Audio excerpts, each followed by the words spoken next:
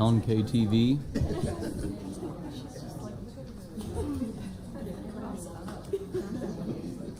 Yep.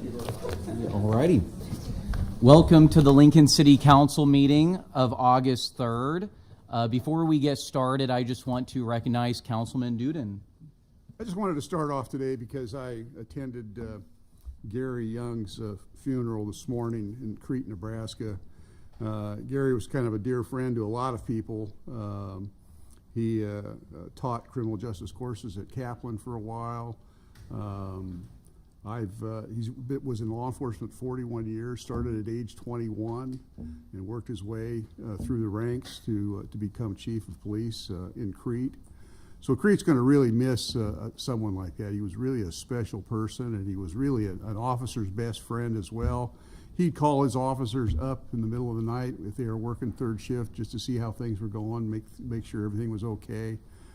He just did a really good job of taking care of his officers that work there and what have you. So he was a great director, great department head for Crete, Nebraska. So they're really going to miss him. So I just want a couple seconds of silence here, just on behalf of Gary. So thank you. Thank you. We'll recognize that during our silent meditation. Thank you for your words, Councilman. Please be advised that a copy of the Open Meetings Act is located at the back of the chambers by the northwest door. Let us all rise for the Pledge of Allegiance, followed by a short moment of silent meditation. Please remain standing if you are able to do so. I pledge allegiance to the flag of the United States of America and to the republic for which it stands, one nation, under God, indivisible, with liberty and justice for all.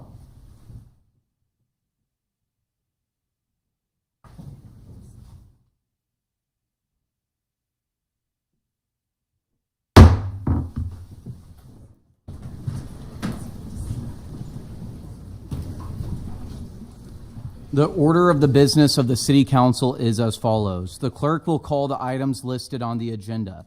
Under public hearing, anyone wishing to speak on an item must first register and sign in at the table located in the lobby. The council shall require any member of the public addressing the council to identify themselves, the name of any organization represented by such person, and their address, unless the address requirement is waived to protect the security of the individual. Each speaker should state whether they are speaking in favor or in opposition to the item. Testimony is limited to 5 minutes per speaker.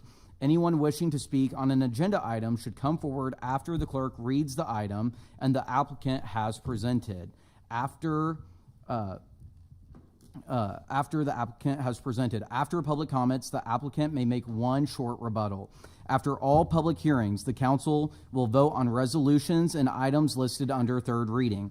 On the second and last Mondays of the month, immediately prior to adjournment, anyone may speak on any issue not on the agenda for that date, nor planned for a future agenda. We ask that all speakers strive for civility and allow for the business of council to proceed unimpeded. Will the clerk please call the first item of business? Our first item of business today for the City Council meeting on Monday, August 3rd, 2026 is our Mayor's Award of Excellence. Welcome, Mayor. Welcome. Thank you so much for having me, Chairperson Weber, members of the council. We've got some excited family members in the audience. So happy about that today. It's really my pleasure to be back before you once again to present the latest Mayor's Award of Excellence. And this one goes to two members of our LTU team, Kayla Krusky and Benjamin Kozier. They are Operation Data Analysts with Lincoln Transportation Utilities Transit Division. And for Benjamin, LTU is a family affair. You may know or recognize that his last name is a familiar one. His wife, Carla, is the head of our transit operations. Kayla and Benjamin were nominated by LTU Director Liz Elliott in the categories of civic innovation and fiscal stewardship for their efforts to transform how complex data is used to support decision-making, budgeting, and operations. As we pursue our goal to cultivate an innovative and operationally excellent city, we look for opportunities where technology can help bolster our efforts and achieve this outcome. Kayla and Benjamin are shining examples of how our city team utilizes technology to enhance the efficiency and delivery of essential city services. One excellent example of their work was their work to develop a new automated system for tracking full-time employees, or FTEs, for budgeting and operational purposes. And through innovative uses of existing technology, they were able to streamline complex information, make it easier to access, quicker to access, and reduce the time needed to crunch numbers for official budget documents and for planning when we need to be responsive to high demand and peak periods in our operations to provide excellent customer service. They were able to streamline that down from taking several months to less than a week. So beyond those efficiency gains, the tool that that Kayla and Benjamin devised provides accurate real-time data. So again, that helps us maintain the staffing levels we need when we need them to make sure that we have consistent and excellent service delivery. One example is that there are times when at the landfill, for example, when we have peak drop-off by our haulers and we want to make sure that there's plenty of staff on hand to run the gates. This tool is helping LTU to be able to make sure that we are flexing and responding, and lunchtime doesn't coincide with peak drop-off time from our haulers. So by leveraging existing tools and developing this innovative new system for utilizing them, they actually have developed improvements without adding any additional cost, which is why I think the fiscal stewardship category was part of their nomination. In that nomination, Director Elliott wrote, quote, "Through their creativity, technical skill, and commitment to public service, Kayla and Benjamin have significantly enhanced municipal operations, strengthened fiscal stewardship, and improved how the city plans, funds, and delivers essential services for residents," unquote. So I think this is a very deserving Mayor's Award of Excellence. Their efforts will have enduring impact, and I'm so pleased to present both of you with this award. If you'd like to come forward, I will hand you your awards. Thank you.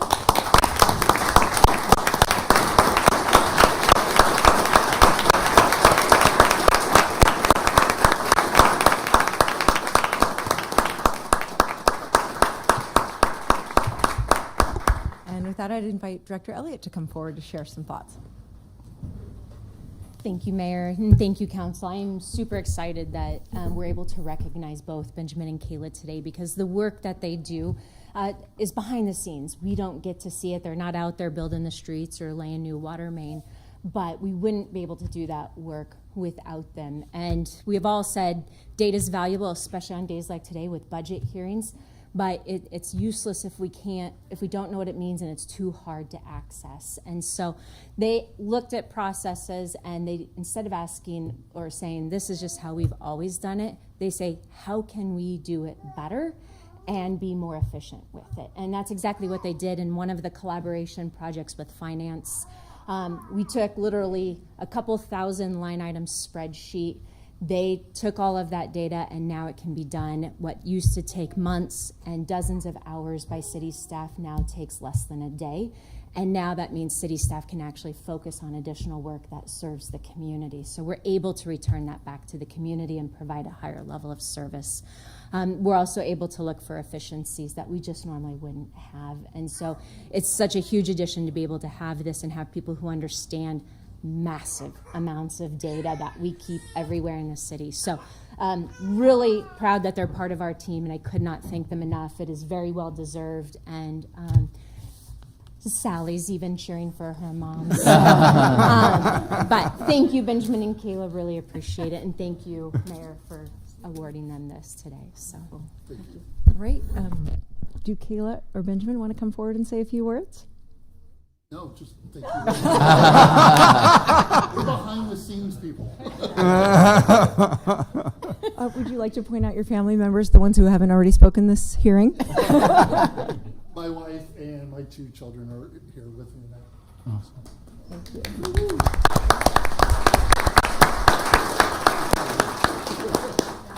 I have my parents in the back, as well as my husband Kyle and little daughter Sally. Say thanks to the whole city team, as well as all of you guys, for having an environment that supports all this work and the creativity and opportunity to give it a try. Thank Wonderful.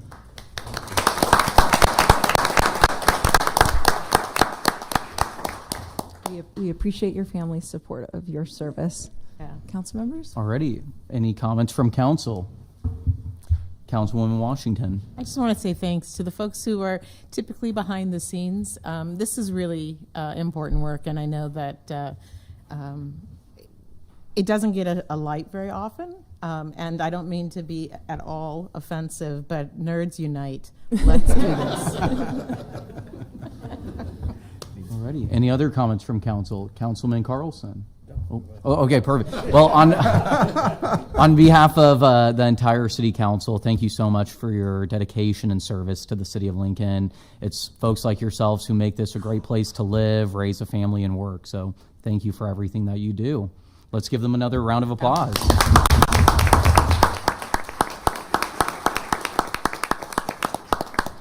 Thank And you. Yes, thank you, Mayor. We'll let you all head out to take some photos. If any family members want to stay for the budget, we'll have that coming up here soon. All righty.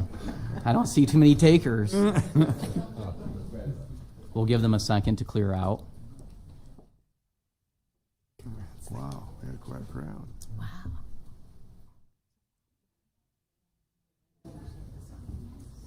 All righty. We'll let some people find some seating.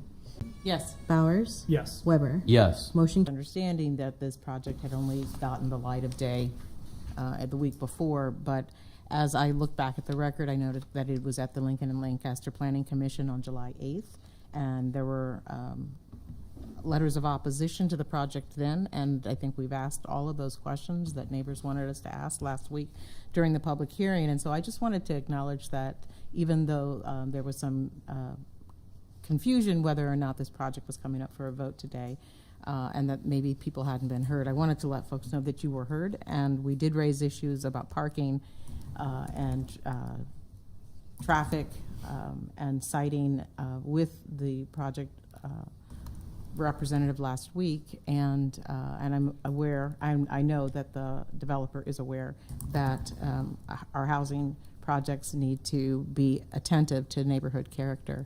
I also want to thank the developer. They've waited 20 years to finish developing this site, and it shows a lot of patience and creativity to finally hit upon a solution that falls within the PUD they already had and shows that they're making a continued commitment to Northeast Lincoln. So thank you. Thank you, Councilwoman. Any other discussion? Councilman Bowers. Yeah, I just wanted to echo similar sentiments to what Councilwoman Washington said. I really appreciate everyone from the neighborhood reaching out and getting their voice heard and being part of the process. And I appreciate being able to have conversations about what the comprehensive plan included and what the traffic numbers would be and the history of this project. So I really appreciate people getting engaged in the process and sharing their concerns so we can help provide answers for that. So thank you so much to the North 40 neighborhood. Thank you, Councilman Bowers. Any other discussion? Seeing no further discussion, Madam Clerk, please call the roll. Bowers? Yes. Washington? Yes. Duden? Yes. Schob? Yes. Beckius? Abstain. Carlson? Yes. Weber? Yes. Motion carried 6-0. Okay. That concludes section 3 of our agenda. Section 4 is resolutions. First readings are items 4A through 4I. Section 5 is ordinances. First readings are items 5A through 5N. Section 6 of the agenda is our pending list date certain, items 6A and 6B. And section 7 of our agenda is items 7A through 7D, which is our pending list. Chair Weber, I would move adjournment of the regular city council meeting of August 3rd, 2026. I'll second it. Seconded by Carlson. Any discussion on adjournment? This was a quick one. Don't go anywhere for those of you in the audience. Madam Clerk, please call the roll. Duden? Yes. Bowers? Yes. Schob? Yes.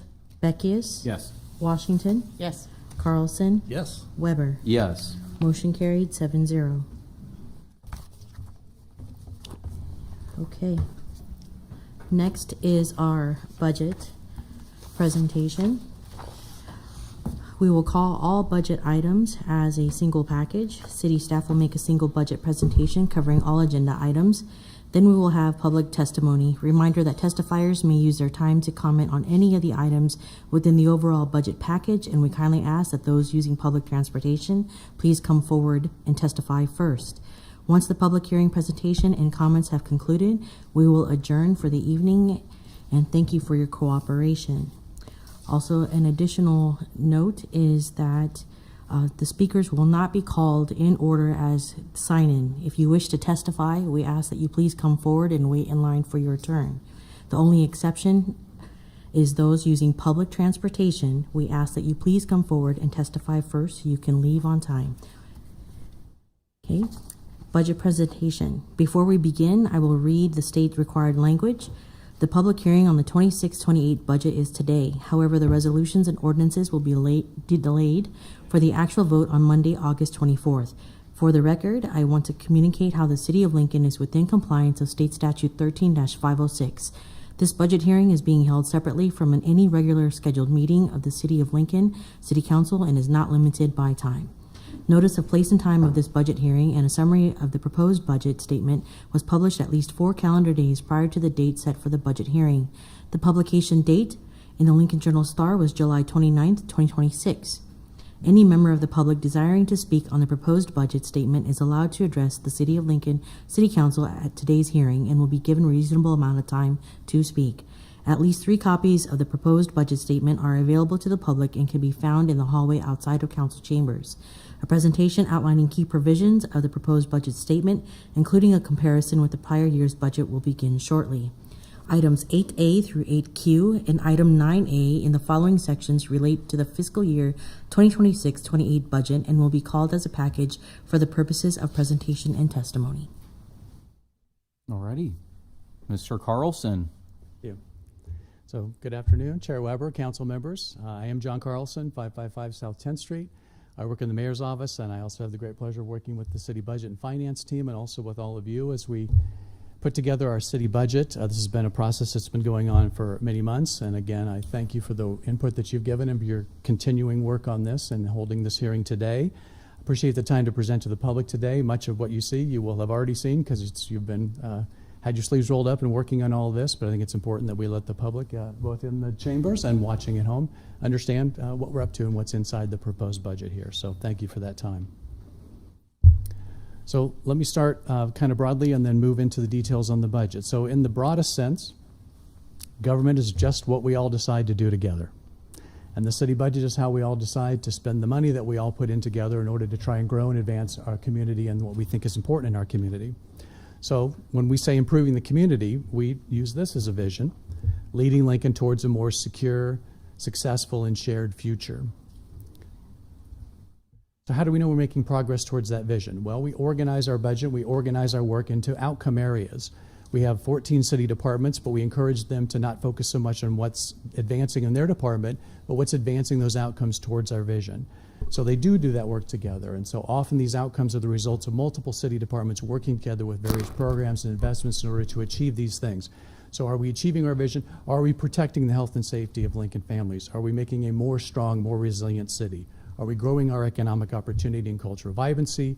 Are we creating more opportunities for everyone to enjoy the good life here in Lincoln? And are we continuing to deliver and improve on our innovative and excellent service for community members and customers?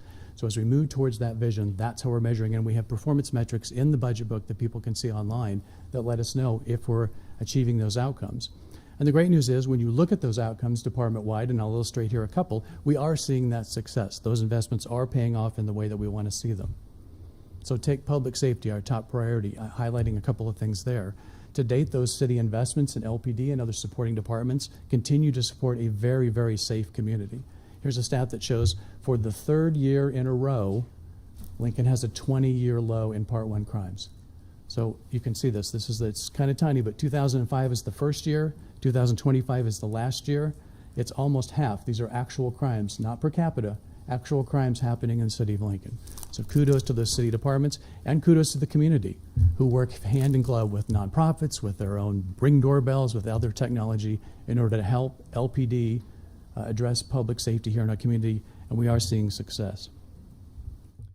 Similarly, on the Lincoln Fire and Rescue side, their EMS services, thanks to investment in those emergency services, they benefit from vital community partnerships with hospitals, with our dispatchers, with the public themselves, and getting training and learning how to do CPR. You can see on this slide, Lincoln's cardiac survival rate is double the national average, 68% in Lincoln, Nebraska versus 33%. We don't want anyone to ever have any kind of cardiac trouble, but if you happen to have cardiac trouble and you're in Lincoln, Nebraska, you're in very good hands thanks to the investment and the training that we're all helping to support in our community. And then building our community, more opportunity, more houses, more jobs, more chances for people to come here, buy a home, start a job, go to school. We're seeing, again, a record-setting number of residential building permits issued in the past 5 years. So during this time, that's almost 11,499 new residential units supported by those permits. So again, growing opportunities, places for people to be here, to join our community, to stay in our community and expand their families and their businesses, seeing that success. And then just some fun ones. You know, you see these nationally, and sometimes people challenge us on it. Well, is this NerdWallet? What is this that you see nationally? Number 2 for new college grads, working families, work-life balance, healthy living, best-run city. The reason we find these are important, working with our chamber partners, is it puts us on the national radar screen. These are shown all over the country and really all over the world. People thinking, Lincoln, Nebraska, never thought about Lincoln, Nebraska. Well, you should. And you can see these statistics that bear it out. We are a place where people should be aware of and want to be, want to stay, want to expand their operations in. So the good news is, council members have been working for many years now, many budgets under your belts. Those investments continue to pay off. And the proposed budget is a lot more of the same. Good stuff. We want to continue to have our commitment to maintaining those strong services, to work with our private partners in order to continue to build the Lincoln that we're seeing successful here. So let's drop down into some of the details. This is some details on the tax-funded budget. Our budget provides those resources that are necessary to provide our side of the public-private partnership in order to continue to build our community. Total community in the tax-funded budget in the first year, you can see, is a little over $316 million. In the second year, it's proposed $334 million, a little bit over $334 million. It's important to know for the purpose of the presentation, you all know this, when you look in the budget book, there's also a companion capital improvements program too that talks about street, water investment, parks investment. Those two work hand in hand. A lot of the details that I'm going to show in this part of the presentation are focused on the tax-funded budget. People are interested in how their tax funds are being spent and invested here in the city of Lincoln. So how does that steady growth look? The 316, the 334 that we talked about before. We continue to have modest budget growth. It's supporting that steady city growth. As the city grows and people want more streets, more water, more public services, we used to continue to see city investment grow too, in order to invest in the city and make that return on investment pay off in a better community. The $316 million in year one is a 4.6% increase over the previous year. And the $334 million in year two is a 5.7% increase over what will be the first year of the proposed budget. What drives the additional investment? Just some highlights. There's a lot of different things that are invested in the community. We'll look at some of those today. All of them available online in the online budget book, lincoln.ne.gov. Put the keyword budget in the search box. You can look at all the investments that are being made. But a couple of important highlights. We have 18 SAFER granted firefighters and firefighter paramedics that are coming off that grant. We take advantage of federal grants and those cycles that are available to us to bring on new firefighters and new police officers. Those are typically 3-year grants. Sometimes they step down in the portion that the federal government pays, and after 3 years, the local budget pays the full freight. So that's what we're seeing happen here. So in the first year, you've got about $1.8 million, and in the second year, about $2.5 million to locally fund those firefighters and paramedics. The 9 firefighter SAFER grant paramedics and firefighters, you can see it's lower. People say, well, 18's 1.8. How can 9 be 215? Because they're still in their portion of the grant. So the federal government's still paying a portion of their grant. 7 cops, police officers, they are fully coming off the grant. So you see $750,000 in year one, about $850,000 in year two to make sure the local funding for those officers is in place. But we're proposing then to start the cycle anew in the second year, bringing on 4 police officers in year two. That would typically be $600,000. We only have a 25% local match, so it's $150,000 to start that cycle anew to bring on more police officers. Another important thing is library debt service, as you all know, and we'll have a couple of slides a little bit later on, but we're repurposing the Southeast Community College, used to be the former Centrum building, into the new downtown Central Library. We're using a partnership there that is rapidly approaching 50-50 between public investment and private philanthropic investment. It's been very well received by the community. We have municipal improvement bonds that pay for the public side of that, and that's about $1.3 million in the first year and about $1.4 million in the second year, so another significant driver in the budget increase. And then just baseline, we do see the same things that the public see, which is there are some increased rents, increased fuel costs, increased wages and utilities that bring up that foundation. So about 4%, 5% in those increases for those 2 years. What does remain consistent also, we talked about the police and firefighters, is that public safety remains the largest portion of our tax-funded budget. People want to know where is their money being invested in? Well, 57% in year one is going to public safety, police, fire, and the combined police and fire pension. And in the second year, that number rises to 58%, police, and fire pension. Again, continuing to invest in a very safe and healthy city. So, where does the funding come to make the investments that we have talked about and we will continue to talk about? Well, there's a large variety of funding sources. Again, kind of small print here, but you can see a lot of them: property tax, sales tax, occupation tax, interest on idle funds, fees, charges for service, federal grants, state grants. So it's kind of a wide portfolio. You can see the 316 and the 334 that gets made in year one and year two.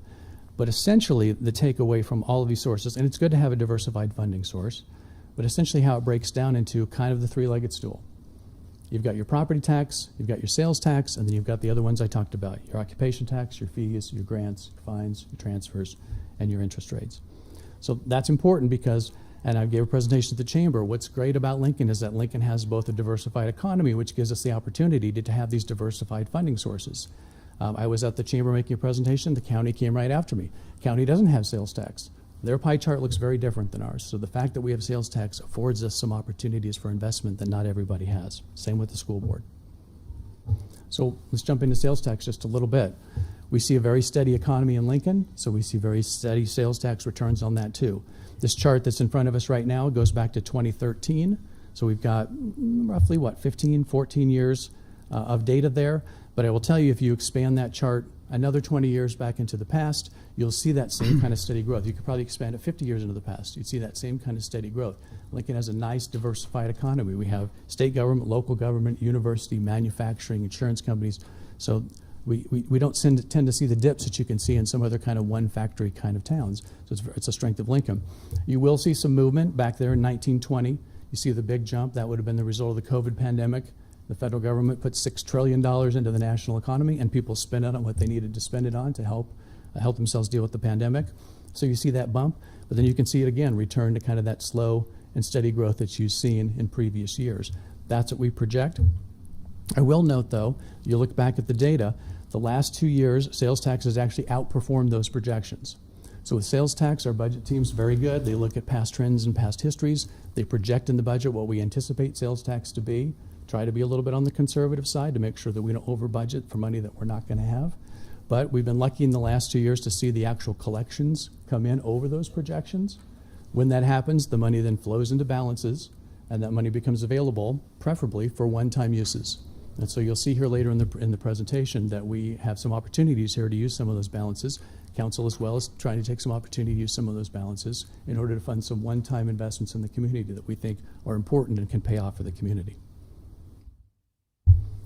Some of the lists you see here of some of these big projects that are going on. The new public library I talked about, Project O Street happening along with the Music District, Canopy Yard, formerly South Haymarket Park, our multimodal transportation center, which will be on the opposite side of the recently vacated H Street on the south side of the building, and the airport entryway corridor, which is essentially Cornhusker Highway between the airport and 180. So those are examples of major community projects that if there are funding gaps, one-time funding gaps, we can use balances in order to close those funding gaps, and you'll see some of that in the budget resolution.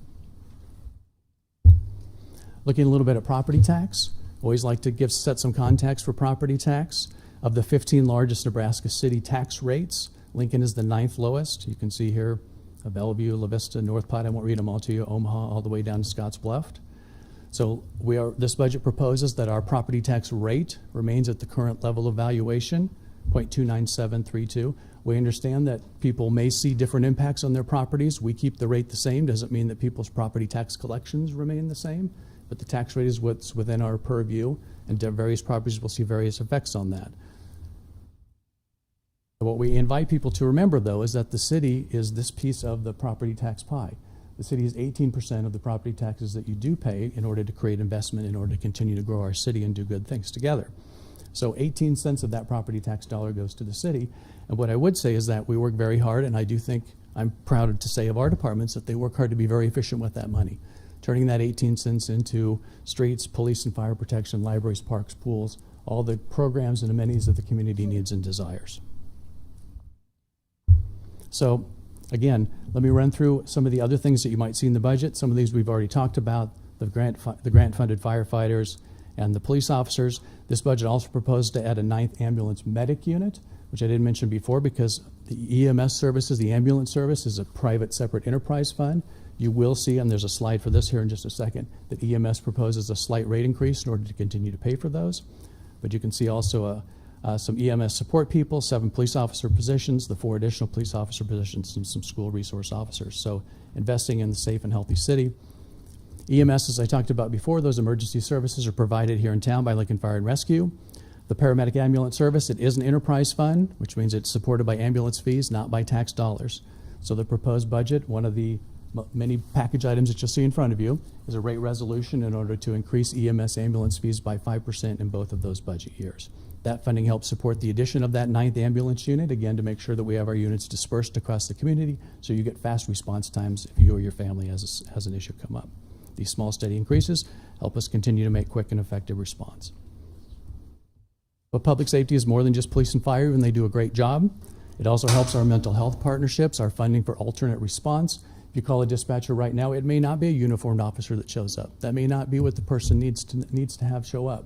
So our dispatchers, they do triage right on the phone to find out if someone's having a mental health issue. They may get a mental health professional that comes to their house or a peer support. And the council knows that, and we've funded those programs and continue to fund them. Traffic safety infrastructure is also important for safety, animal control, health department programs, environmental health, food safety, and our community health initiatives. So again, all this available online. Just want to make sure that people understand as we do our work together, it's those departments working together to provide that outcome of the safe and healthy city. Again, you'll see on the agenda many, many items in the health department. They have similar, the rate changes for the health department are all very much alike, but they're all in separate sections of the code. So you end up with 11 or 12 different changes that you need to vote on. But essentially those programs are their salvage, air pollution, body art, food, childcare, noise, swimming pools, water wells, illicit discharges, and on-site water and wastewater systems. So I know that Director Kernan sent you all a rate schedule to show how those are going up. In general, they're basically increasing about $5 annually if it's between $50 and $250. There are a few $10 increases for the ones that are higher than that, above $250. So just like EMS, trying to do some annual modest increases in order to make sure that those programs continue to be funded and continue to provide the outcomes and the outputs that people want in the community. Planning also is another item that you'll see on your agenda. Planning tries to map their increases to the rate of regional inflation if they can, but you'll see here again that planning, which is supporting the economic development that we talked about and all those permits and fast turnaround times, they're proposing a 2.4% increase for their planning and development fees in the first year and also in the second year.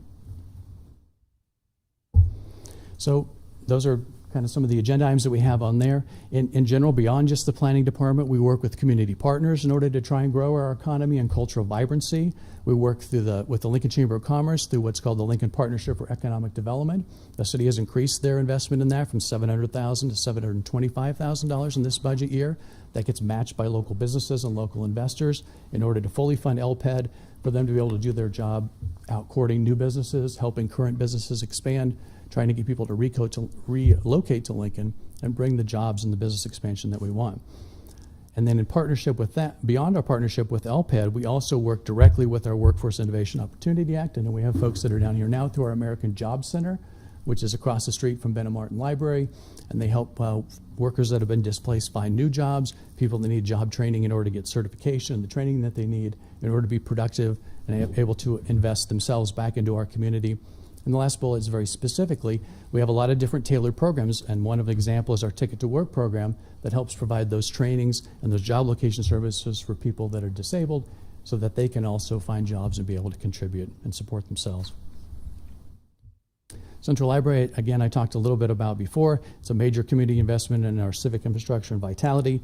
Again, they've set a philanthropy goal that they burst through. They set another philanthropy goal, which they've also burst through too. They tell me not to say that because they want to make sure that people want to continue to invest. Mm-hmm. But I think people want to get on on board with something that they're seeing is having success. So again, they've started a campaign on that, and now anybody that wants to contribute from $1 to $100 to the sky's the limit can be involved in that and help contribute to what really is a once-in-a-generation change, repurposing that Centrum building into a place that's going to be not only a place for books, but a place for the community to get together, new technology. We have community partners that will also be in the building. So it's going to be very exciting, not only for downtown, but for the entire community. That's just one example of the community-wide investments and improvements that you're going to see in this budget beyond the Central Library, Canopy Yard, formerly South Haymarket, Project O Street, those airport entryway and multimodal transportation center. These are big projects, the kind of projects that government should be invested in so that we can all put our money together and see a big payoff for our community. I'm going to deviate now a little bit into the infrastructure realm, so a little bit over into the CIP area, but I know people are interested in what's happening with streets and with water, that infrastructure that is supporting our record-setting pace of private sector building and development. But first, I get to read the state-mandated 1 in 6 year streets and highway program statement that needs to be in our presentation, so please bear with me. This public budget hearing, including the Lincoln Transportation and Utilities proposed budget and capital improvement program, fulfills the statutory requirement for the state of Nebraska 1 in 6 year streets and highways program. Residents have 10 days from today to submit any statements or exhibits to Lincoln Transportation and Utilities. Therefore, all statements and exhibits received on or before August 13th, 2026 will become part of the public hearing record.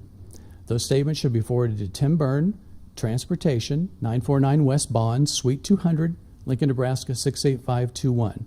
Note this is just on feedback on streets and highways, not other parts of the city budget. We'll hear from folks today on that, or streets if they like.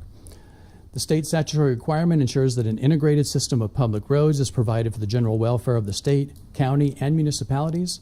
The program is administered by the State Board of Public Roads Classification and Standards. The capital improvement program for our fiscal years 2026-27 through 2031-2032, 6 years, reflects an average annual expenditure of nearly $66.9 million. The average annual expenditure is comprised of city revenues, like wheel tax, impact fees, our share of the gas tax, and general revenues, federal aid, and other funds. So let's see what that translates into locally. So building a strong and growing city, streets investment, thank in no small part to the voters deciding to renew the Lincoln on the Move sales tax for streets.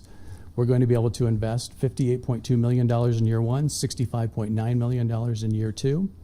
Among the things that will be able to support is a fourth city concrete repair crew, so locally dispatched from our teams to be able to get out and address situations and needs where we see them. It also adds transportation technology, GIS, drone and communication support, and other street and back of the house staff, but also out on the street staff too, to make sure that we're getting rapid turnaround on repairs and expansion on these streets. I know people see some cones and they've got to navigate around them. We appreciate people's patience as that happens, but the result is outstanding for our community when we see those improvements get made. But I'm not sure if we have a separate sidewalk slide. I think we do, but before I get too far away from it, I just also want to point out transportation funding also includes the bike lanes, bike marking, street markings and trails, and we're also continuing the sidewalk boost program that the council and Council Member Bowers put forward. That continues in this budget, so that has basically doubled our investment into sidewalks. So $3 million in both budget years of this to continue that commitment to sidewalk repairs. A little bit on our water system. So Water 2.0, as you all know, is the city's, again, once in a generational or maybe two generational investment to get to the Missouri to develop a second water source. Our water currently comes from water wells near the Platte River up near Ashland. And we're well on our way now to designing and funding and trying to secure the land for the treatment center and for the new well location that will be able to make sure that Lincoln is able to continue to grow into the future and also have backup redundancy against storms or any failures at any one individual plant.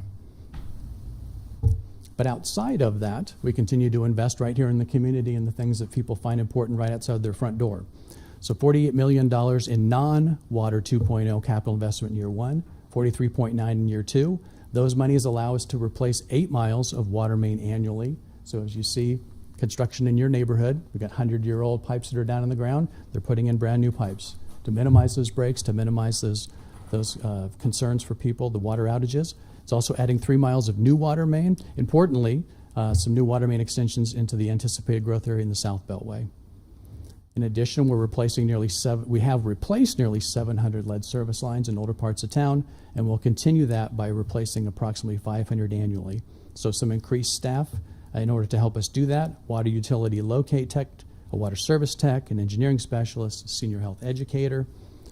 That investment going into the community essentially means there's some background here about the strong water system that we have and the strong financial ratings that they have. But the bottom line is, in fact, on this slide, almost the bottom line, which is that what citizens will see is that we are continuing our rate increases of approximately 5% every year. That translates into an annual household cost, not annual, I always count myself again, a monthly household cost of $1.76 in year one, and $1.85 in year two. So when all those monies get together, we can do lots of great things in the community. But Lincoln water rates are very competitive. Even with those increases, you can see, and these are nationally between cities, $250,000 and $500,000 plus Omaha thrown in. So you can see even amongst those cities with our rate increases, Lincoln is very competitive in terms of how we do nationally. So having a publicly owned water system and doing those investments and those slow, steady increases allows us to continue to grow and to continue to attract new businesses at a pretty affordable rate. The flip side, after you get the water, where does it go? To the wastewater side. $18.4 million in capital investment in year one, $27.3 million in year two. Like water, allows us to replace 2.5 miles of sanitary sewer and add 3 miles of new sanitary sewer, again, some in the South Beltway. It also helps us to continue the expansion of Teresa Street, which is what you see in the picture here, adding new cells so that as people use their water and it returns into the sewer and the drain side, we're able to process that cleanly and effectively and return it back into the water system. Again, another thing that's important is beyond just the growth and the development and the replacement of the actual infrastructure, there's actually maintenance work that happens. We have what are called jet flushing trucks, and it's maybe not a sexy thing, but you want them out there jet flushing out those sewer lines, because when those sewer lines don't work, it's not a pleasant thing for anybody. So they're adding two utility techs in order to do that. We're going to have 52 miles of sewer mains added in the last 5 years, so it's important that we keep up with that technology and that maintenance to make sure that they're all functioning appropriately. Just like on the water side, if you look at the bottom line, 5% increases in both budget years is a $1.85 monthly average increase and a $1.94 monthly increase. Those two then are on top of each other, so it's a smidge under $4 for an average monthly household. Like water though, wastewater regionally, very competitive. These are very much on the low end in terms of what people might expect to pay to have a home here or a business here. Solid waste, also we'll see on our resolution, both on the resolution side and the one occupation tax change has to do with solid waste. So at the landfill, it's kind of a composite in terms of their rate increases, but the same intended output. You kind of look across here, the tipping fee, which is both the landfill fee and the occupation tax, is proposed to go up slightly in year one and slightly again in year two. And then there are small fee charges if you show up at the landfill with a vehicle or a trailer or yard waste. Those are proposed to go up slightly in year one, but no change in year two. And then like water and wastewater, how does that affect our rates? These are Nebraska only. It's difficult actually sometimes apple to oranges to try and get national figures, but here in Nebraska at least, again, very competitive. We're middle of the pack to bottom third of the pack on what we charge at our landfill. So some kind of down into the details on some infrastructure. Again, kind of the same story you've heard me told in years past that we've all tried to do in years past, which is slow, steady increases in order to be able to continue to make those investments and grow our systems. Similarly, StarTran is a kind of an infrastructure. People depend on it to get to school, to get to work, to get to jobs, to get to the doctor's office, to get to shopping. And we're going to continue to provide funding for bus stop enhancements and rider accessibility improvements. We also have our local resources in partnership with the federal grant to build that multimodal transportation center. One of the investments you'll see with our one-time sales tax money is the money that's necessary in order to match the $20-some million grant that we got from the federal government in order to be able to construct that. So that'll be a great improvement to our StarTran system. And then just a bit of other things here towards the end. We do have our rental rehabilitation program and our other urban development programs that are helping homeowners and renters alike in order to fix up the places where they live, but keep affordability in front of them, keeping their energy costs down with our heat pump incentive program. We have lots of improvements for our Aging Partners program to continue the success that we're seeing out at Victory Park, and their home maintenance services, their food services, their exercise services. They're really helping to serve our aging community. our joint budget committee partnership. I know several council people are on the JBC, but for the benefit of the public, the city, we support human services of all kind across our community, and we do it in partnership with Lancaster County. We put our monies together. The example I always give is that the city doesn't run a food bank. We help fund the food bank. We don't run a mission. We help fund the mission. We let the nonprofits do the things that they're good at, and then we work with the county to put our monies together and invest in those nonprofits that are providing those important services. So let me stop and take a minute to talk about casino revenue. When I talked about affordable housing, that's kind of my keynote to back up, because one of the important things that we are funding with our anticipated casino revenue is affordable housing. This will be more than we've seen in previous budgets. We have seen the casino continue to expand their programs and their table games, and so we're projecting an increase in the sort of casino tax that the city gets a part of. Just for the benefit of people who are at home, of that money, 70% of that casino tax revenue goes to the state for their property tax relief fund. The remaining 30%, 25% is divided in half, 12.5 to the city, 12.5 to the county, and the remaining 5% is for gambling addiction programs. So of our 12.5%, we anticipate that's likely to be about $2.2 million in each of the upcoming budget years. So what we propose to do with that is to continue to fund affordable housing programs, $710,000 in both of those budget years. And then as a callback to the $1.4 million we saw in the library bond funding in the earlier slide, we propose to use that casino revenue in order to fund those downtown library bond payments. They'll be paid with casino funding and not property tax funding. If you look carefully, that's only $2.11 million. So again, keeping a tiny slice there in order to make sure that if Keno revenues back down at all, people make their choices where they want to spend their gaming monies. If Keno backs down at all, we have a little bit of money set aside for Keno, because Keno also helps fund parks programs, human services programs, and library programs. So a little bit there just in case. Almost done. In general, again, you can go to the budget online. You can see that we've got increased monies for branch libraries, our rec centers, our CLCs, all of our quality of life programs. Lots of stuff in the CIP for parks, trails, playgrounds. I know the council has carefully reviewed that, and you have your own thoughts and suggestions on where we can do a little bit more on those fronts. Again, we're continuing to attract and retain our diverse workforce in order to continue to expand economic opportunity. And last but not least, supporting an innovative and operationally excellent city, we want to continue to challenge ourselves to do a great job. To be focusing on customer service, to be focusing on efficiency, good turnarounds, and good provision of what people in our community need. So you will see it in our information services department, continued investment in technology, our cybersecurity, our data systems, all the city digital platforms so people can access the online services and the information that I keep talking about. We continue to modernize. We've combined our planning and development service, or created our planning and development services through combining building safety and planning, and to continue to modernize how you can submit reviews and get fast turnarounds. Again, fleet improvements, new and more fuel-efficient vehicles, better building improvements to lower energy costs to kind of keep our investments on utilities down. You will also see that, again, this is kind of back of house, but certainly important. We're providing an additional attorney and paralegal. People tend to think of attorneys doing their business on the criminal side, which is certainly important, but as council knows full well, almost everything that comes through on your agenda has had to be viewed, has had to have paperwork reviewed, and also often written by the law department. So to be sure that we can do that in a timely fashion, give quick turnarounds, we're finding some more persons in the law department. As you know, council has proposed some changes that voted to move forward. You can see these here, some Northeast Police Station, aquatics, Adams Street Bridge, the air park, Parks and Rec, aquatics facilities assessment, and $15,000 for farmers market. And so those are continuing and are available for the public to understand and ask questions and comment on. And finally, just a quick slide on where we are in terms of next steps. Again, as I said, we've been working on this for quite a few months. The mayor presented the preliminary budget on June 8th. Council saw department budget presentations and have continued your review and your discussions. Here we are at the budget hearing on August 3rd. At the end of this week, there'll be an opportunity for council to submit new ideas or anything basically reflecting on what they heard at the budget hearing today, discuss those next week, and those will then potentially become part of the final budget resolution that'll be in front of you on Monday, August 24th. As a technical reminder, at the end of testimony today on the items that are resolutions and ordinances, we would ask you to make a motion to delay taking action on those until the 24th. There's a 10-day, state-mandated 10-day waiting period for budgets in order to take action on them.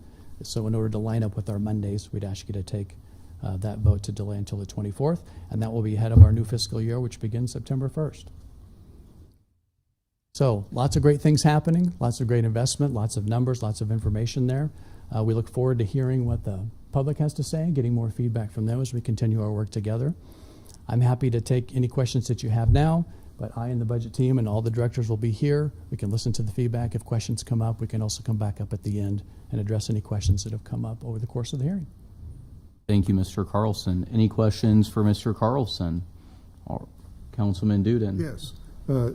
John, I had a question about the health department's increase. Okay. And because it was like 23% over 2 years.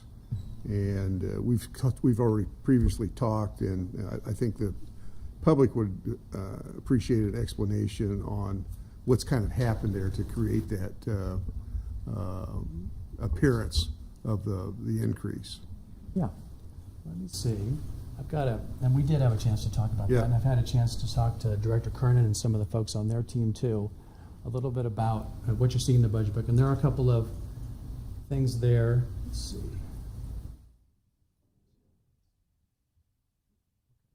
I'll move this around a little bit too to talk about. There's a couple things happening in there that are kind of table artifacts that we want to talk about first. There's plenty to talk about in terms of what you believe the investment should be in the health department or not, but the thing we want to make sure is that we're all talking about the same numbers when we're talking about what's happening.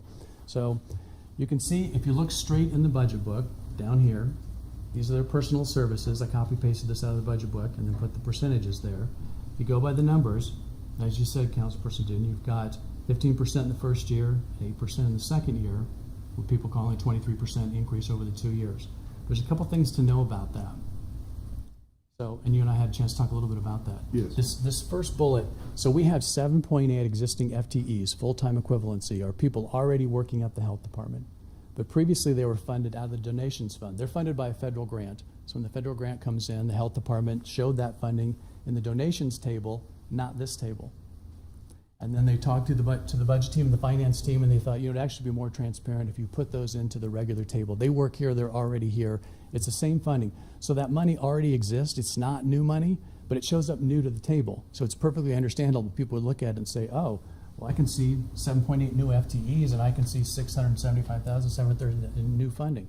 It's not new funding. It's funding that moved into a table that previously wasn't in here and now moved into that fund. Similarly, there's a 1.0 FTE dentist. They have a mix of contracted professionals and professionals on staff. This dentist actually was previously contracted, so it wouldn't have shown up in the table. And now they're going to bring that person in-house. It actually turned out it was less expensive to just bring the person on staff. So they're bringing that person in-house. So again, that adds on top of the 674 and the 730, about 241 and 263. So again, it's money that was already being spent on people that were already doing services, but you wouldn't have been able to see it in this particular table when you do those percentages. So then, if I put them in and I rerun those percentages, then I'm up here, right? So if I basically take out these monies and these monies in order just to give you an apples to apples. Now this is the right amount. This is what's being invested. But remember, some of that money was already being spent. You just couldn't see it. So now if I just do the apples to apples, you really see a 7.8% increase in the first year and an 8.4% increase in the second year. And there again, people can say, well, I'm not sure about 7.8, I'm not sure about 8.4, and that's fine, we can have those discussions. But the important thing, and thank you for bringing that up, is that we understand exactly what the math is in order for people to give proper feedback. Appreciate that. Thank you.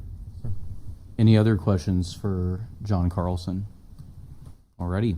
Thank you, Mr. Carlson. We will begin the public hearing on these items. Just a quick reminder, there are 2 microphones. We will be alternating between the microphones. So as you come up to speak, please pick one of the lines to stand in. We will strictly adhere to the 5-minute limit to respect everyone's time and give everyone opportunity to testify on the budget. As the clerk had said, we ask that those who are utilizing StarTran and public transit come forward first. And it is standard practice for the City Council to take a recess when a public hearing goes beyond 2 hours. Those recesses are typically brief, and we reconvene to continue the public hearing. With that being said, is there anyone from the public who wishes to speak on these items? If so, please come forward now. Or do we need to read the items first? Do we need to read those first? Okay. First, we'll have the clerk read those items, but you can continue to come forward as she does. I normally don't. You want to come on up? Yep. Yeah. And we'll go back and forth. Yep. Is she going to read them first? I will read all items. Item 8A is adopting the 2026-28 City of Lincoln Operating Budget and Capital Improvement Program, CIP, and 1 and 6-year highway program. Item 8B is miscellaneous 26005, application of the City of Lincoln Planning and Development Services Department Director to adopt the proposed fee schedules for application reviews under Chapter 14.20, Title 26, and Title 27 of the Lincoln Municipal Code for fiscal year 26-27 and fiscal year 27-28 with an effective date of October 1st, 2026. Item 8C is approving updated fee schedules for ambulance services during fiscal year 26-27 and fiscal year 27-28. Item 8D is approving updated permit fees under Lincoln Municipal Code Chapter 5.41 salvage, recycling and composting operations, including salvage, recycling processing center, consumer recyclables collection site, and commercial composting operations. Item 8E is approving updated fees for open burning permits under Lincoln Municipal Code Chapter 8.06 air pollution. Item 8F is approving updated fees under Lincoln Municipal Code Chapter 8.08 body art establishments, including body art establishment permits, body art practitioner permits, and permit reinstatement. Item 8G is approving updated fees under Lincoln Municipal Code Chapter 8.14 child care programs, including plan review for new programs, certificate of compliance, initial and renewal, and reinstatement of suspended certificate of compliance. Item 8H is approving updated fees under Lincoln Municipal Code Chapter 8.20 Food Code, including food establishments, mobile food units, food catering services, temporary food establishments, reinstatement fees, and food handler and food manager permit fees. Item 8I is approving updated noise variance fees under Lincoln Municipal Code Chapter 8.24 Noise Control. Item 8J is approving updated fees under Lincoln Municipal Code Chapter 8.32 Solid Waste, including special waste permit fees. Item 8K is approving updated fees under Lincoln Municipal Code Chapter 8.38 Public Swimming Pools, including swimming pool permits, new permit, plan review, renewal, additional spa, swimming pool operator, and pool water quality tester certificate. Item 8L is approving updated fees under Lincoln Municipal Code Chapter 24.38 on-site wastewater treatment systems, including construction and repair of on-site water treatment systems, cleaner permits, installer permits, and development area reviews. Item 8M is approving updated permit fees in Lincoln Municipal Code Chapter 24.42, regulation of property transfers with on-site systems, including review of property transfers with on-site wastewater or water systems. Item 8N is approving updated permit fees under Lincoln Municipal Code Chapter 28.02, regulation for illicit discharges. Item 8O is establishing a new rate schedule for the Lincoln water system for purposes of covering operational and maintenance costs, including debt service and capital improvement program for fiscal year 26-27, fiscal year 27-28. Item 8P is establishing a new rate schedule for Lincoln wastewater system for purposes of covering operational and maintenance costs, including debt services and cost of capital improvement program for fiscal year 26-27 and fiscal year 27-28.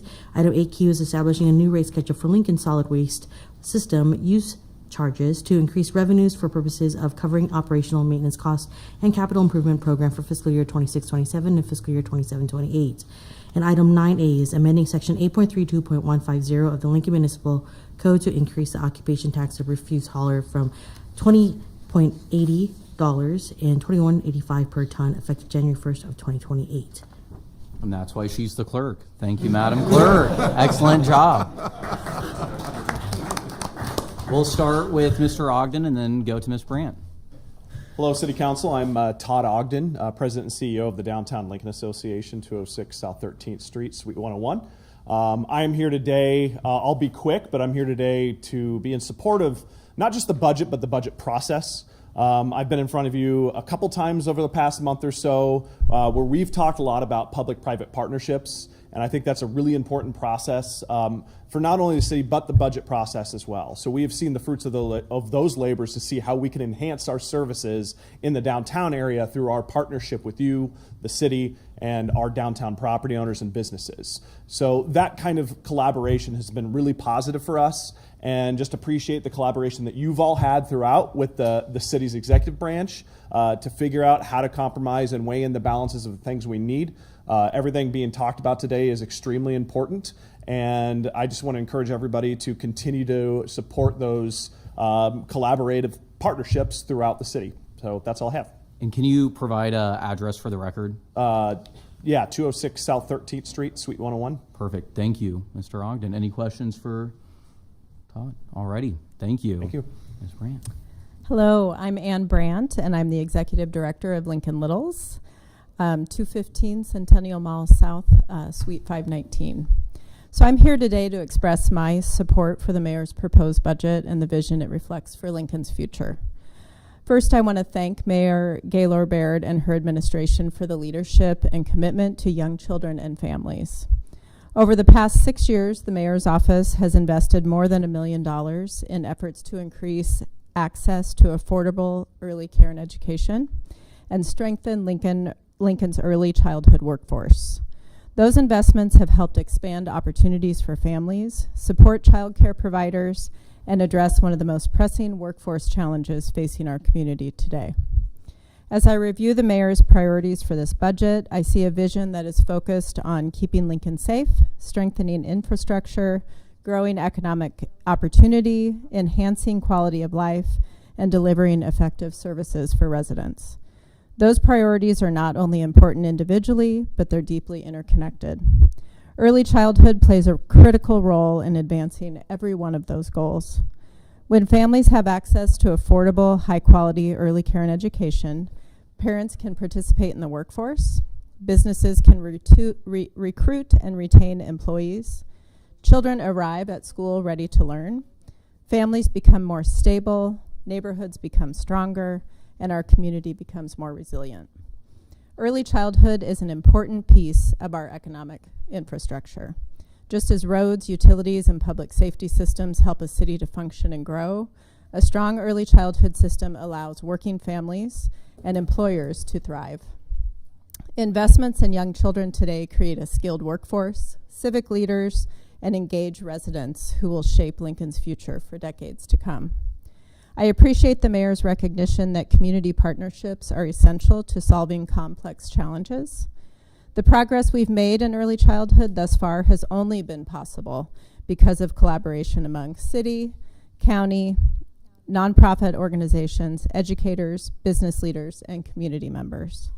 Lincoln has shown that when we work together, we can create meaningful change for children and families. As our city continues to grow, I encourage us to continue viewing early childhood as a key component of Lincoln's long-term success. Supporting young children and the workforce that cares for them is not separate from our economic development strategy, our quality of life goals, or our vision for a thriving city. It is central to all of them. On behalf of Lincoln Littles, thank you for the investments already made, for your continued partnership, and for a budget proposal that builds on a strong foundation while positioning Lincoln for an even brighter future. I respectfully urge the council to support the mayor's proposed budget. Thank you for your time. Thank you. Any questions for Ms. Brandt? Alrighty. Thank you. Hello, my name is Alan Schreiber, 1701 Westland Circle. I want to say hi to the people that I know on the council. Benny, my condolences on the loss of your brother recently, Sandra. Anyway, I'm here to speak in favor of the mayor's budget and specifically the program designed for low-income people to improve their heating and cooling systems by installing a heat pump system.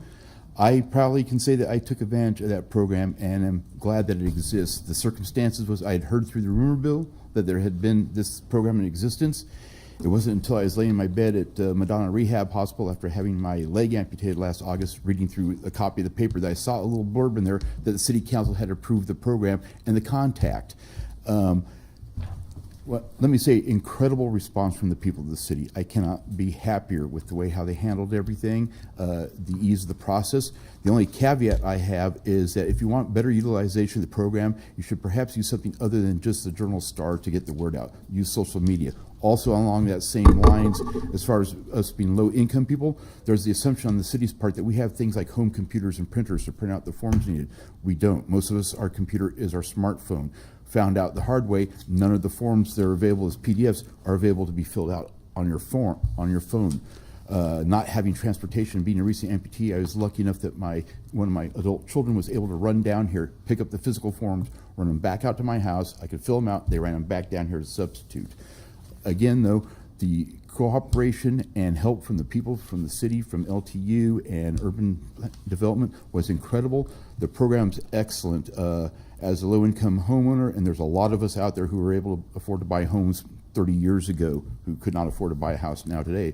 But upkeep and maintenance is very difficult sometimes, and you throw in any sort of financial situation. I was looking at using spot space heaters and a window air conditioner in my bedroom for heating and cooling my home since approximately 2000 for heating and about 2012 for cooling. The program was a godsend. I got my heat pump installed. I discovered my electric consumption is actually lower now with the high efficiency heat pump in than it was when I was using space heaters and or the window air conditioner for my bedroom, which totally amazed me. But I also did due diligence in my research for finding a contractor, looking at their various brands, their efficiencies, and their service ratings as far as, you know, breaking down, et cetera. I did do my due diligence on that part.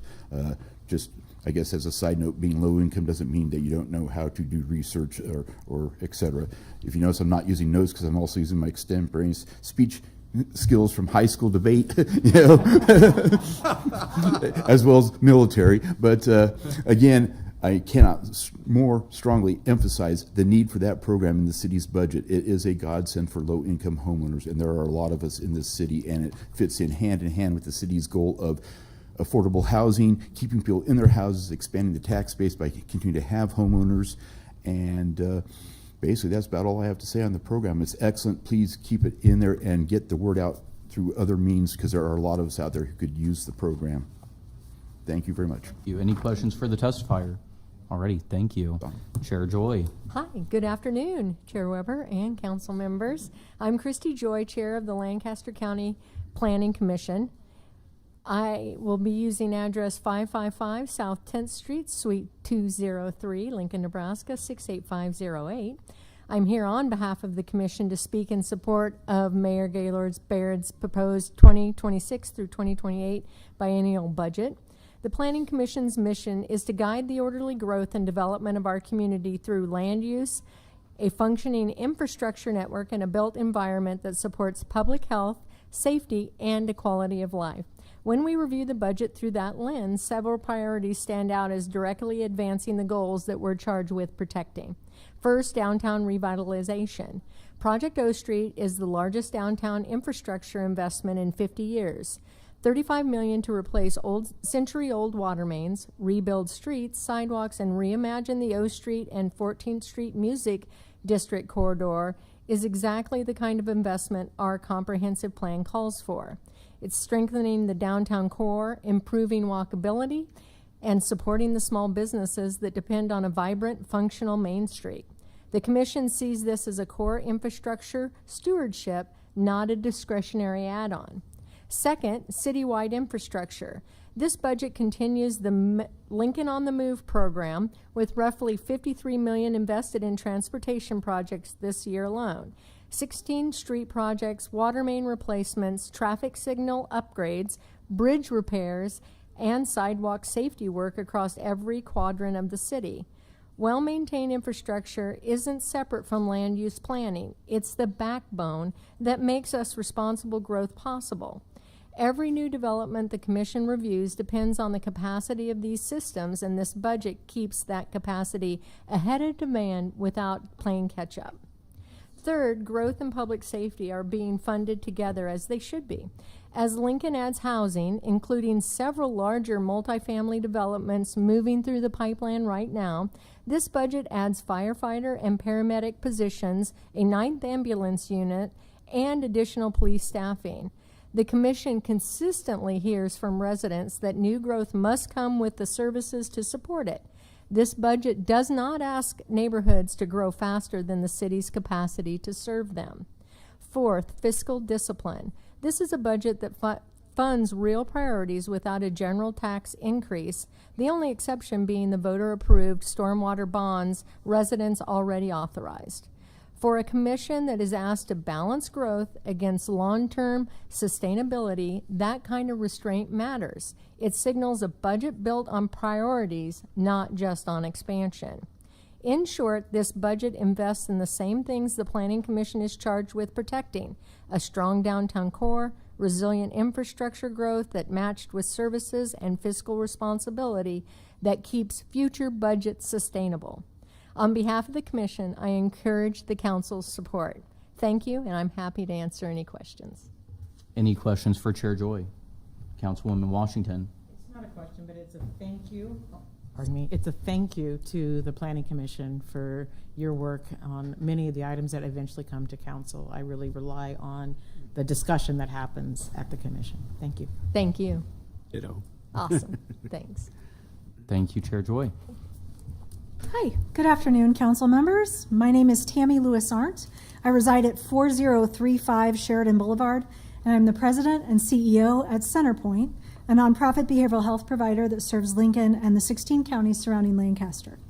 I'm here today to thank you for your continued investment in public safety and community well-being, and to speak specifically to the mayor's proposed budget, where the line says that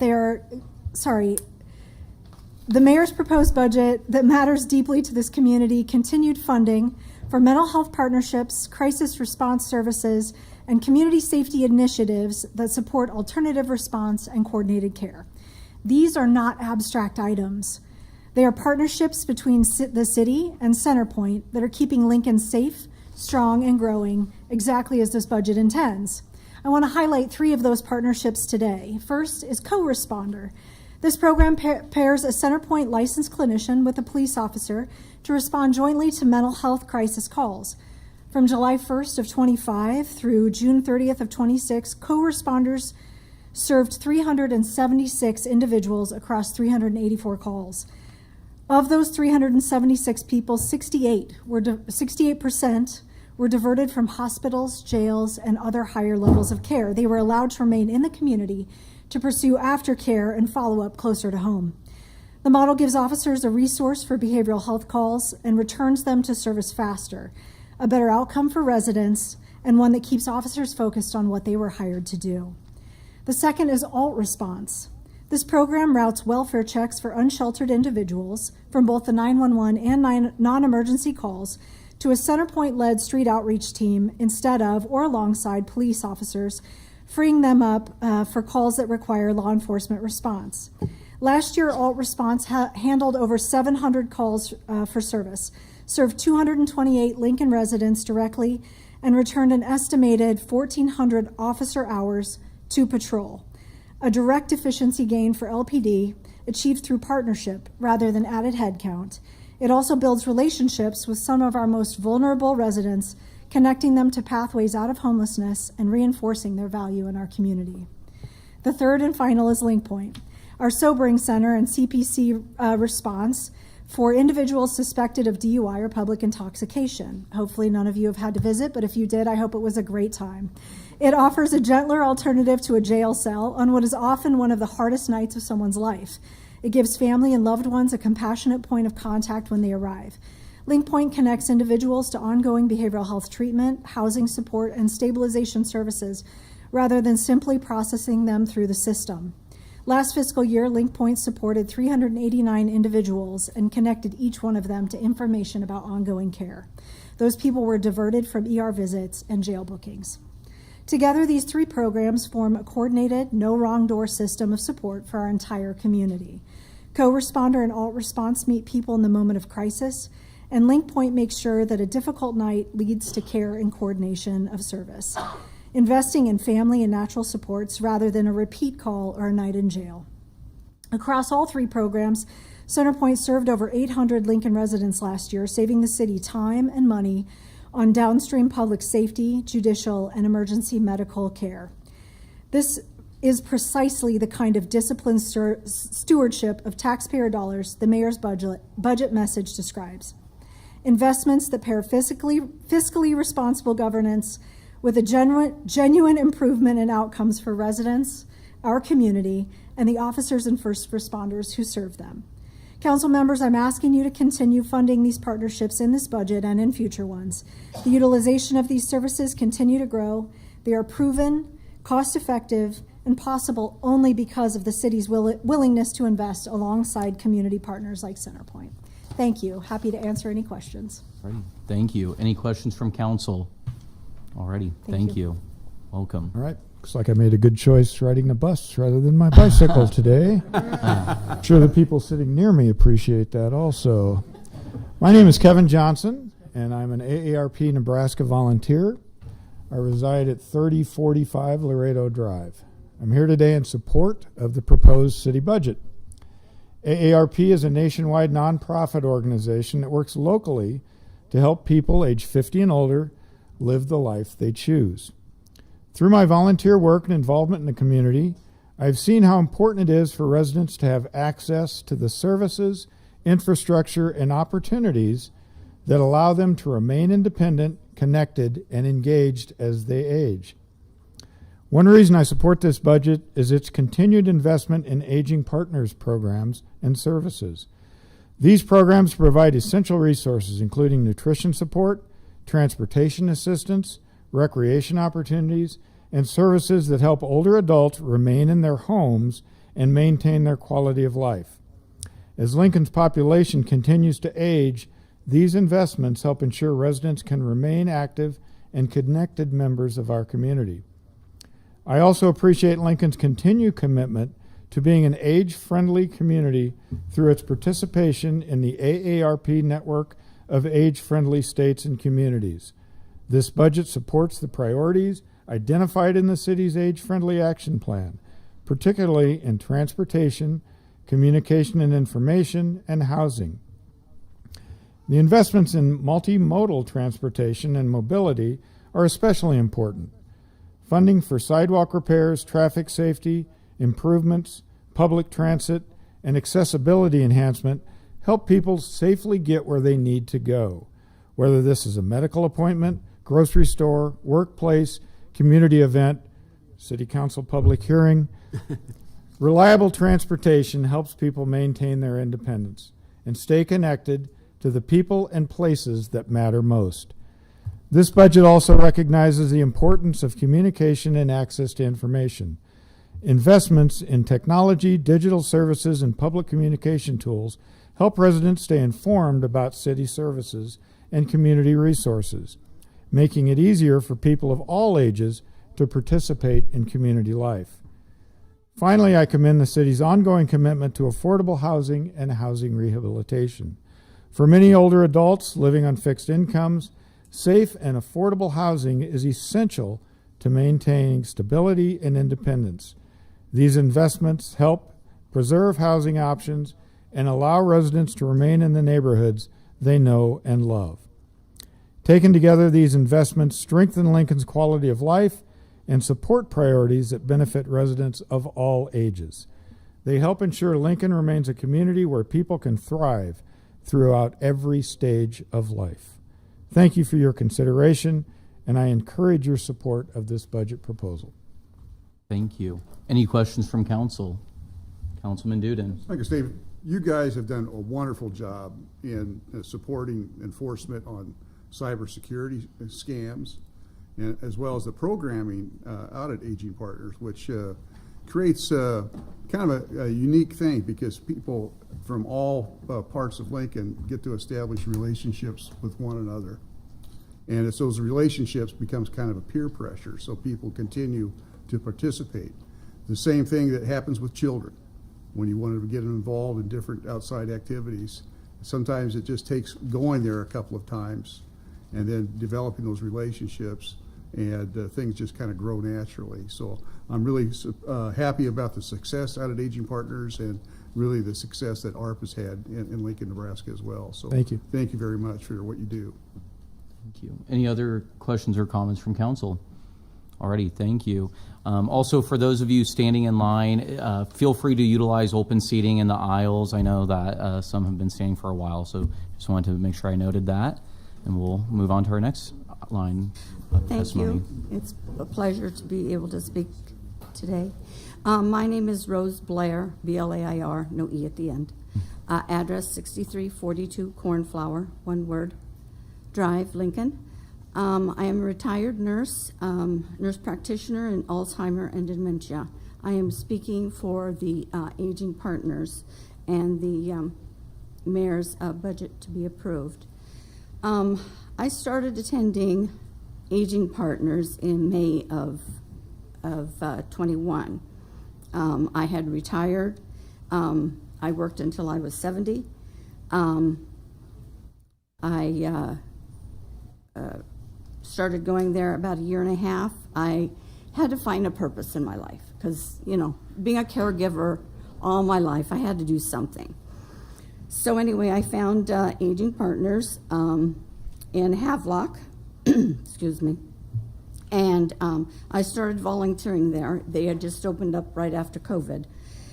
And I started volunteering 5 days a week, Monday through Friday, from 9 in the morning till 1:30 in the afternoon.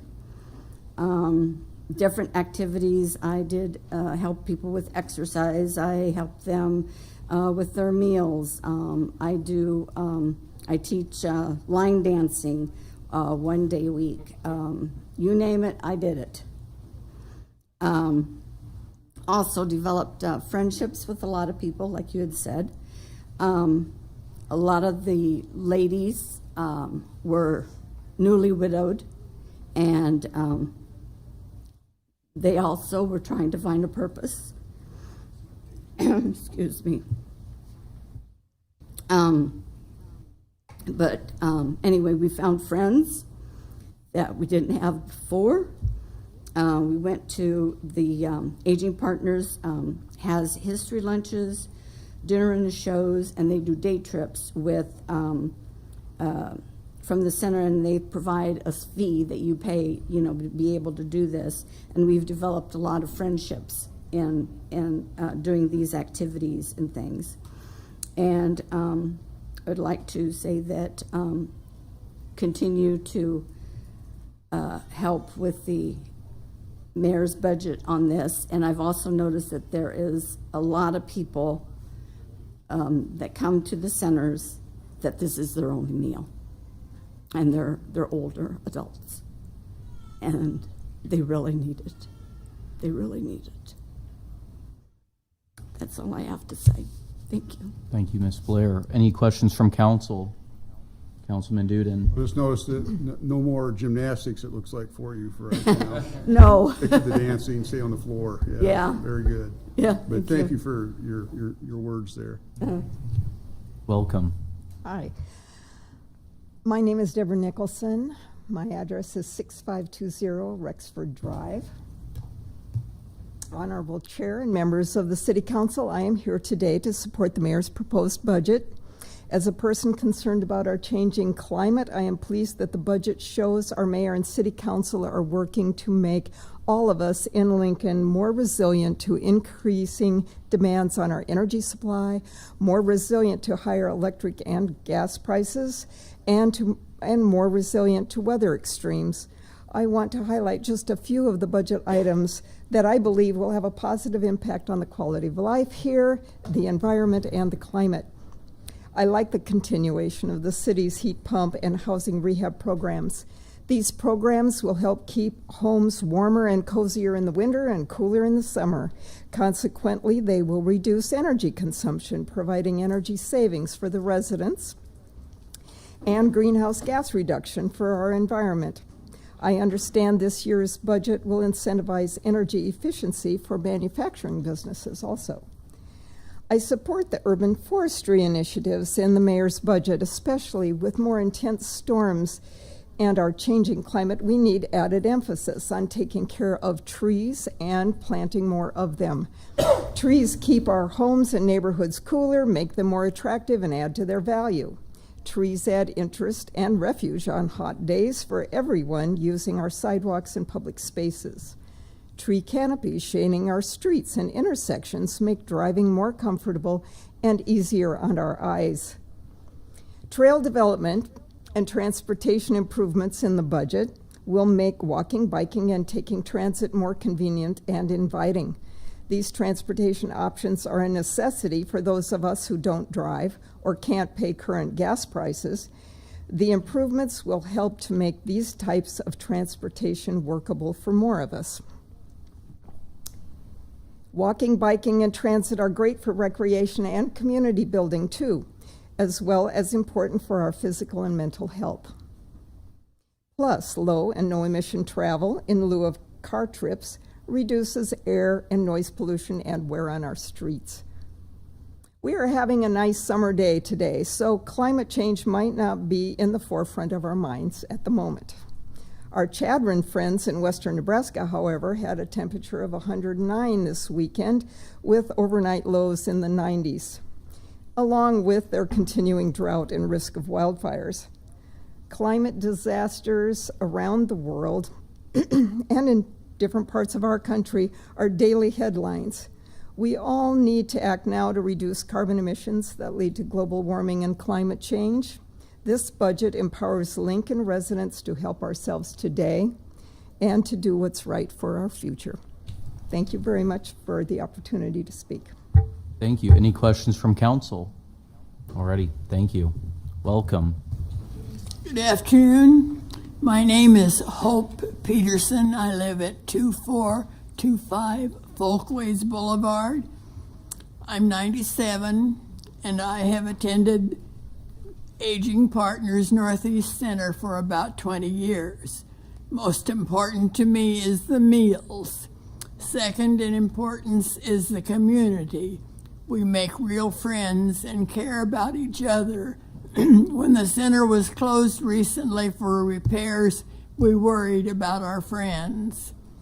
The diverse activities, the entertainment, the information programs fill a need. The trips and dinner and a show are enjoyed by many. Transportation is a must for those who no longer drive. The wonderful, dedicated volunteers pull it all together. Aging Partners is a valuable resource. I appreciate having my taxes done. The attorney was very helpful. I have used the handyman. Assistance in selecting a medical and prescription plan is helpful. I would never have believed that I would need help in learning how to use a phone. I don't have grandchildren, so they fill that need as well. Thank you for Aging Partners. Thank you, Ms. Peterson. Any questions from council? Alrighty, thank you.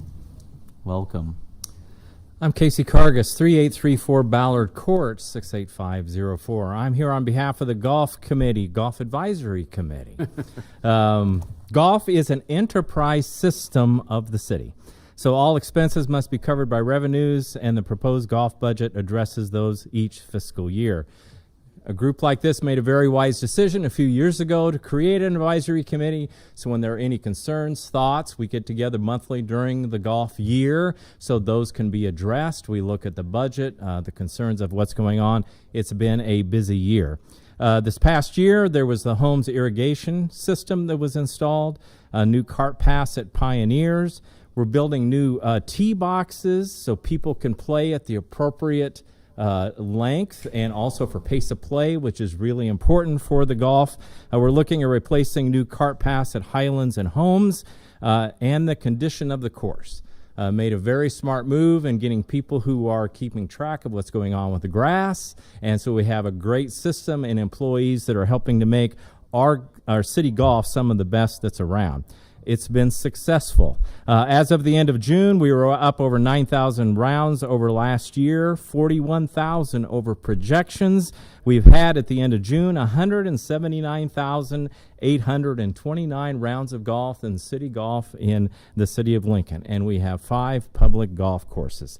Really want to thank the county and the city, the staff that it works with us. There's a lot of questions that happens. We have women's leagues, men's leagues, senior leagues. They work with us with all the concerns that we have to help address those, as well as the 5 golf professionals within the city of Lincoln to make this a great place to live. So we're in favor of the budget, and we'll spend the money that we have. Any questions? Any questions from council? Councilman Duden. Do you have any stats about the junior course? Any stats about the junior course? Because it seems like it's really busy. Yes, it is. All the courses are really busy, and it's one of the few junior courses there are in the United States. Right. And so it is a very unique place. We have a golf pro that's there, and it's also a learning center. People volunteer, give clubs there. It's just a wonderful, another great thing for the city of Lincoln. So Jim Ager is a great place. And we'll have staff provide those numbers to you, councilmen. Yeah. Any other questions from council? Thank you so much for your service to the city. Welcome. Yeah, hi. My name's Terry Bain, and I live at 7915 Garland Street, and I'm here to talk about the Meadow Lane Pool. It's been 3 long summers since we've been without our beloved pool. The pool my husband's family joined when he was in grade school. The pool we joined when my son was 18 months old. He's now 34. Where he learned to swim, where later he and his school friends would hang out together, enjoy swimming, and have pizza parties on Friday nights. Where older adults still enjoyed getting together and chatting while floating in the pool, or getting some much-needed exercise that is easy on our aging bodies. Where younger families with small children are now making memories themselves. The last 3 years have been tough. Yeah, there's public pools, and I did go to water aerobics, but our pool's family. Over the years, we have had 4th of July celebrations. We've sold hot dogs and hamburgers to help keep the pool running. We had pop walks for the younger kids. We had water balloon tosses, cannonball competitions, and even watermelon races. We had water aerobics back in the day, and we also finished the year off with a dog splash. Yes, even the dogs helped raise money to keep the pool running. As adults only, we once had a luau. We brought snacks and swam. I will never forget these memories. I just don't want the future families of our pool not to enjoy what we started and how we did everything we could to keep it going. Please consider donating the last of the funds needed to restore our pool for the future of the Lincoln families and their children. I am truly optimistic that if you believe and invest in Meadow Lane Pool, it will be a boost to Lincoln. I work at the Realtors Association, and I know the importance of great neighborhoods. I believe that this is important to our communities. Thank you for your support and your consideration regarding this request. Thank you. Thank you. Any questions from council? Alrighty, thank you. Ms. Koopman, welcome. Hello, my name is Emily Koopman. Address is 3335 North 12th Street, Lincoln, Nebraska 68521. I'm here as the Executive Director for the Belmont Community Center. I would like to testify in support of the amendment to the city budget designating $150,000 in LTU Capital Improvement Program funding for the design and engineering of a sidewalk and crosswalk improvements near Adams Street Bridge over Interstate I-180. I appreciate you, Chair Weber, for bringing this amendment forward as an important next step towards improving safety and quality of life for the pedestrians in our neighborhood. This investment demonstrates commitment to planning for safer, more connected infrastructure, and we look forward to continued conversation and efforts towards future improvements and what we know is a much-needed sidewalk on the south side of Adams Street Bridge and safe pedestrian access to our dog run. I would also like to support the amendment for farmers markets in our neighborhood and in other neighborhoods. And additionally, I would like to just take a moment to stand in solidarity with those who are advocating for a Meadow Lane Pool. Neighborhood pools, parks, community centers, libraries, public gathering spaces are essential for our city's vision for a prosperous Lincoln. These are places where neighbors connect, children play, families gather. There's a sense of belonging that is built in these spaces and that cannot be undervalued. Neighborhood pools strengthen the overall health of individuals and thus of neighborhoods, building community trust and shared joy. A prosperous city is one that intentionally cares for people and places that bring people together and promote the common good in creative and innovative and impactful ways. And I just thank you also for your advocacy, Councilman Bowers. Any questions for Ms. Koopman? I just would like to recognize myself quickly to thank you for your advocacy, especially on the Adams Overpass. You've been a tireless advocate of not only connecting the neighborhoods, but also having that community involvement, which I think is critical to the next step. So thank you for all of your work on that. Really appreciate it. Thank you. Alrighty, welcome. My name is David Williams, address 2509 Rathbone Road. I'm here both as chair of the StarTran Advisory Board and as a Lincoln resident, speaking in support of the mayor's budget, specifically the LTU StarTran portion of it. So we've already heard here a couple of these things I'm going to talk about. There are many Lincoln needs being met here today in the budget. Services provided, housing, schools, libraries, parks, jobs, entertainment. But without a strong transit system, these important needs and services cannot always be accessed by all Lincolnites. While public transportation in Lincoln is for everyone and everyone does use it, not everyone can drive, and if they can, they or their family may not have a reliable vehicle. This is why a strong transit system benefits our entire community. It provides reliable transportation for people commuting to work, older adults who depend on fixed route and paratransit services, individuals with disabilities, students who rely on transit to get to school safely and consistently.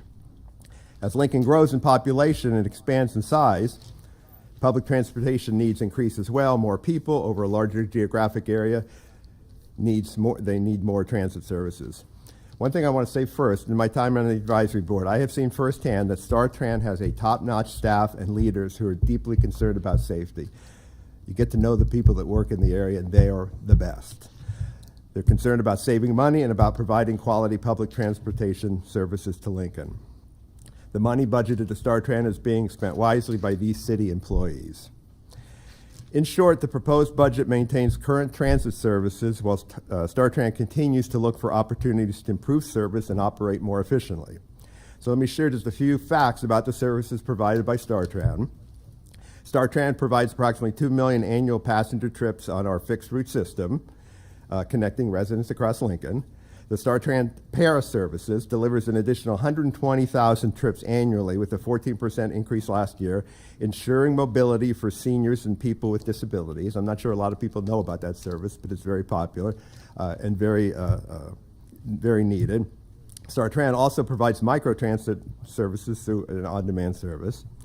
StarTran Daily serves an average of 541 students, demonstrating its essential role in helping youth access jobs, access schools, jobs, activities, and support services.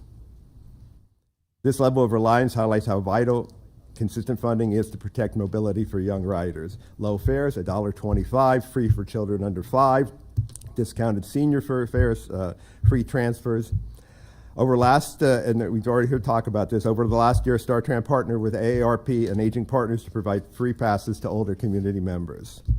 StarTran also is committed to sustainability and modernization. I'll give you a couple examples of that. StarTran is transitioning to cleaner vehicles, 41 CNG buses currently, compressed natural gas. 16 more will be here by the end of the year to replace remaining diesel buses, plus 10 electric buses. Upcoming projects include a new fare collection system by early 2027, which is going to be the tap to get on. It's going to be a lot easier for everybody of every age to do that. And you've already talked about the multimodal transportation center, probably early 2028, which is the reason that street is closing, I believe, supporting future growth and efficiency. Construction of the multimodal will significantly improve the level of service for riders by modernizing connections, reducing wait times, improving transfers, and enhancing passenger comfort. And then lastly, StarTran is also very concerned with strategic planning about future budgets. StarTran is in the process of doing a feasibility study for a future maintenance facility, and StarTran will be updating its transit development plan in 2027, ensuring responsive and forward-looking service, and will take a deeper look into microtransit. You'll hear about that at a certain later time, and how that can better serve our community. Also, the update will determine opportunities to expand service, maybe longer hours, maybe additional days. So for these reasons, and some of the reasons you also heard earlier today, I encourage the council to support the proposed LTU StarTran budget so that they can continue providing and improving this essential service to our community. Alrighty, thank you. Any questions from council? Just thank you, Mr. Williams. Yeah, thank you for your service to the city. Welcome. Good afternoon. Councilperson Webben, and the rest of the council here. My name is Angela Hogan, Hogan, 620 Wedgewood Drive, and I'm here today in support of an amendment that would add funding to the Tax Credit Alliance of Nebraska. And I'm here as a citizen who's used it as a retiree for 3 years now. When we were employed, my husband and I were making about twice as much as we are now in retirement. And we appreciate the opportunity that was provided by VITA for us to have tax services provided free. When we were employed, we had my husband working on the road, so he had deductions from his road job. He had an office in our home. We had a disabled daughter living with us, and so all of those required a CPA. And that counted for about $350 a year to provide those tax returns. Now that we can use VITA, and I'll tell you, it's very popular in our community. We see the postings and the time slots fill up rapidly. So I know that there aren't any people or any time open if you don't get in quickly and put your name in. So the time that the volunteers spend to help us out is immeasurable. And even though I've tried to reverse engineer the tax forms, it's not possible for me. So, and now every year something gets changed within code, Social Security, how it's taxed and everything else. So we appreciate this service, and I know that if we can get the funding up to a certain level, the IRS will kick in, and that will help us greatly. So on top of Aging Partners, which I, in some time in the near future, will probably need, I do appreciate the funding for VITA. Thank you, Ms. Hogan. Any questions or comments from council? I'd just like to recognize myself quickly. I just wanted to thank you, Ms. Hogan, for coming down and speaking in support of the Tax Prep Assistance Program. I think it's a very valuable asset to the citizens of Lincoln. So thank you for coming down today. Absolutely. Appreciate it. Thank you. Any other council? Alrighty. Jesse, welcome. Hi, council members. My name is Jessie Hedrick, 6519 Colby Street, and I am here as a resident of Lincoln and a member of the Foundation for Lincoln City Libraries Board, but mostly just as a big fan of our libraries. I just want to thank you all for the continued investment, the increased investment in Lincoln's libraries. The ability to see, I echo John Carlson's comments earlier about how exciting it is to see how excited our community is about these improvements that we're making to our library system. I also want to speak as a caregiver to 2 young kids. There's a pretty constant refrain in our house, and that is why, or how, or some version of how does that work? Why do we do this? And one of my favorite answers is, I don't know, let's go look it up. And the looks on their faces as they've continued to access our libraries and learn how to find things out on their own, it brings me as an individual a whole lot of joy, as a parent a whole lot of joy, and I know that that feeling is echoed by parents all across the city who probably can't be here today because they're looking after their kids, or maybe they're spending time at the library. And I just am so grateful that we live in a city that is investing in our libraries in this way. They're one of the few free places that people can gather in all elements. Obviously, they're also heating and cooling centers this time of year. They're cooling centers exclusively this time of year, but and they serve an incredibly important purpose, open 7 days a week, just providing access to knowledge, resources, and one of my other favorite responses, because they're more than books, obviously. You can rent all kinds of different things at the library. You can access 3D printers, learn new skills. One of my favorite things to share with them is that we can do that at the library. And they're always shocked and amazed. And I hope that with continued increased support of our libraries, we'll be able to share access to all those resources with others across the community of all ages.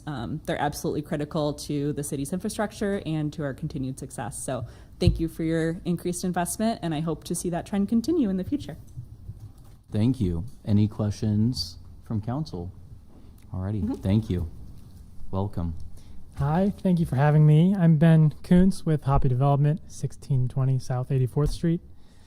I'm here in support of the budget, in particular, the affordable housing support that continues. Affordable housing requires subsidy.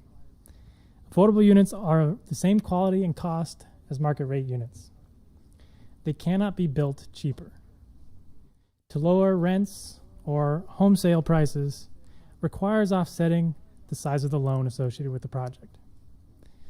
With the support of the City of Lincoln, Hoppy Development has delivered or preserved 500 units of affordable housing in Lincoln alone in the last 5 years, with another 200 plus on the horizon in the next 2 years. We are able to stretch city support a long way. City support helps us attract federal funds to projects we're doing across the city. And on a recent project, the city's support was leveraged 7 to 100. Mm-hmm.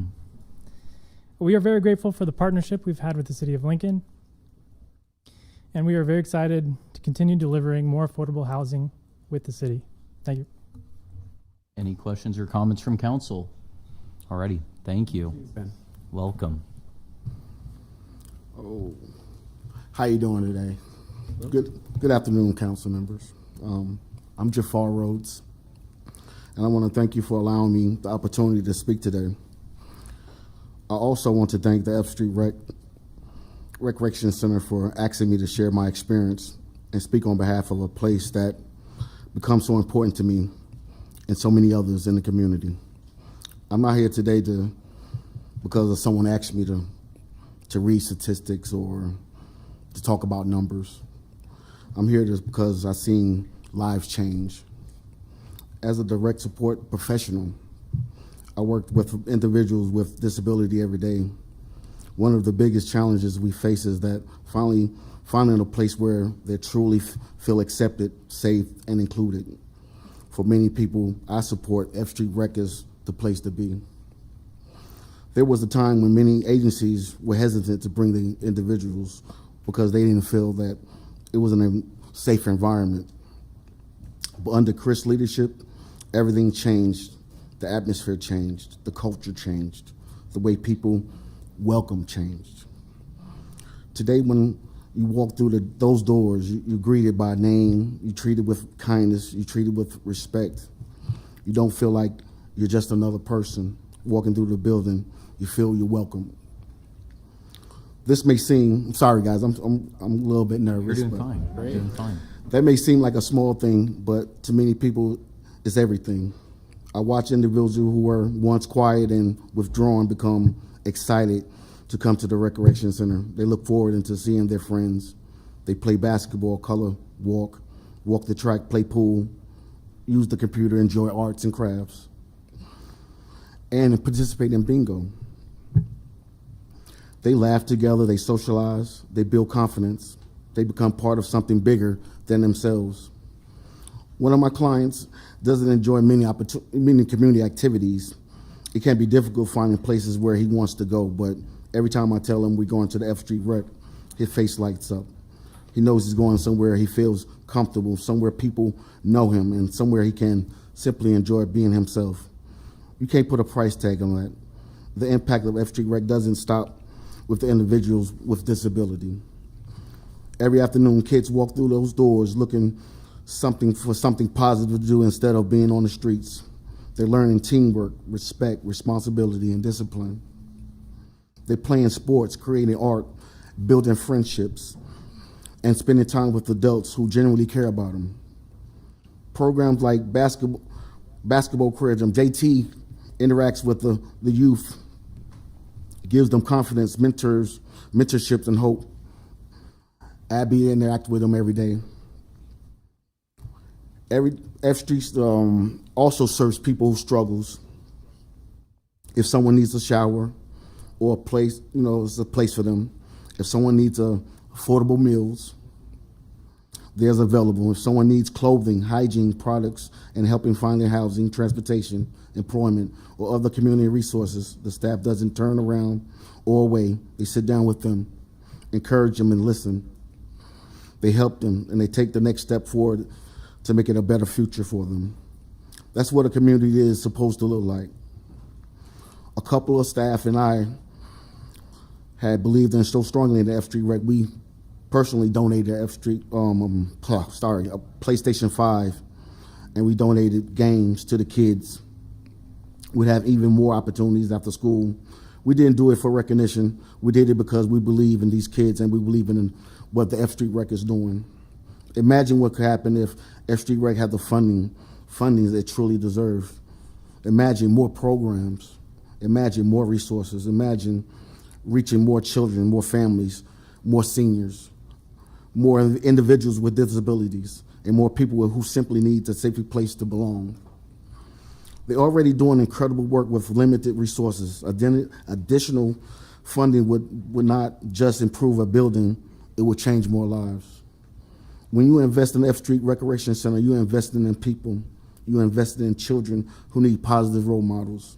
You're investing in adults with disabilities who deserve the opportunity to socialize and be a part of their community. You're investing in families who need support. You're investing in hope. I've seen firsthand what this recreation center means to people. I've seen the smiles, I've seen the friendship, I've seen the confidence, and I've seen of the belonging that happens inside those walls every single day. These things don't show up on budget sheets. Thank you. Thank you. That's time, and we're gonna adhere to it. Any questions from council?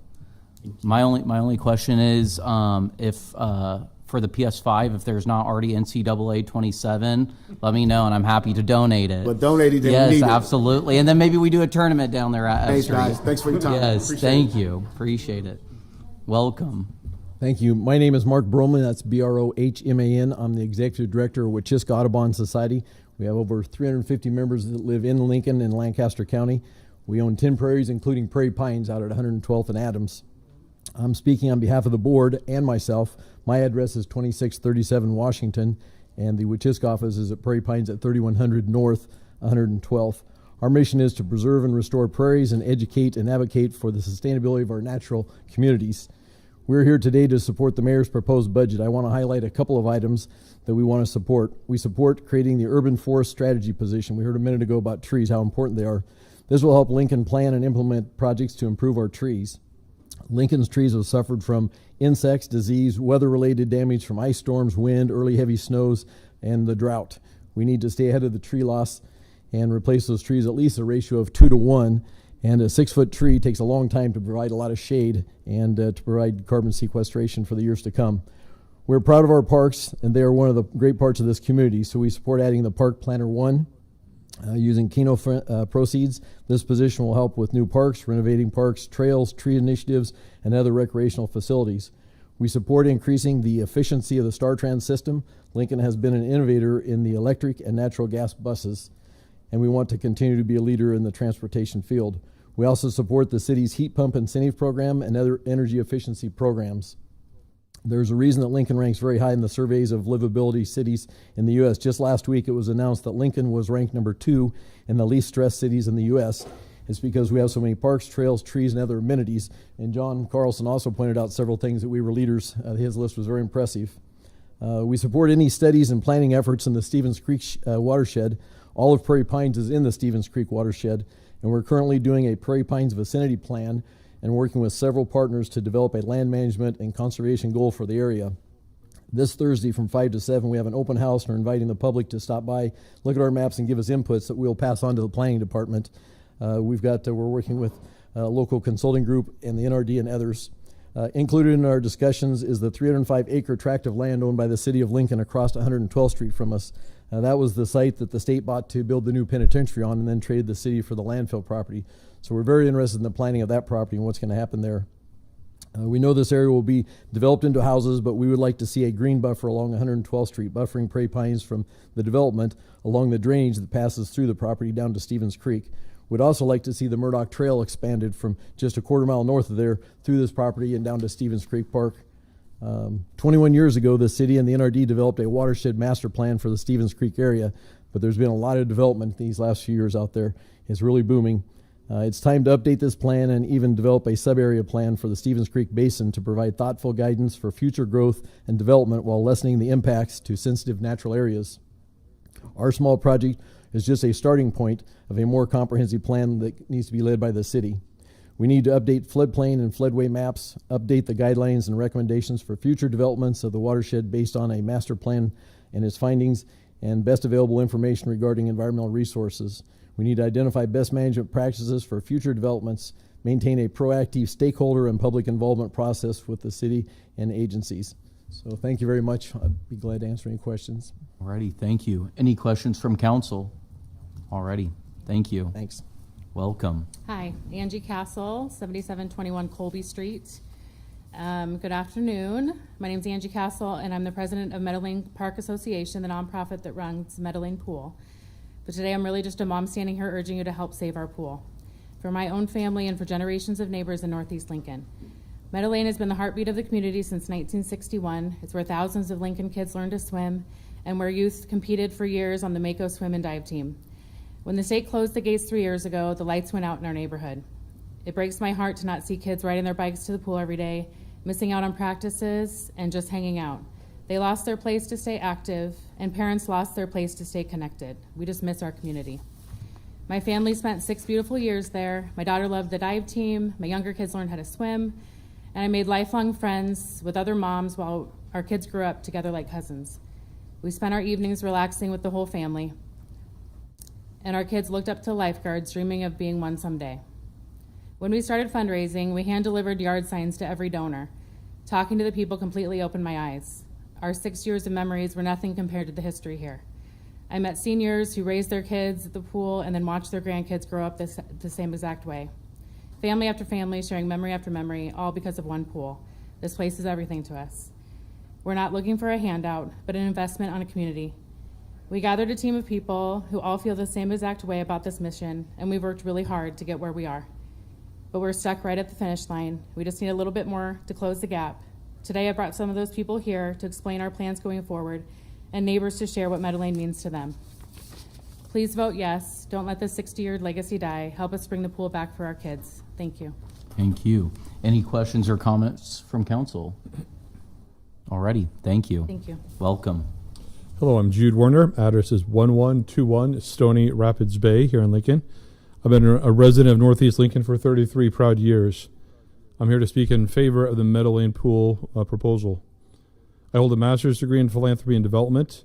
I'm a CFRE, better known as a certified fundraising executive, and I've led the fund development efforts of a local faith-based nonprofit for the last 20 years here in Lincoln, during which time we successfully completed a major capital campaign and a multi-building expansion project. I'm also a proud parent of 5 children, the oldest 3 who participated in the Meadow Lane swim team before the pool closed. The younger siblings never got a chance. All my children loved spending their summers at Meadow Lane Pool, and I could often join them in the evenings after work.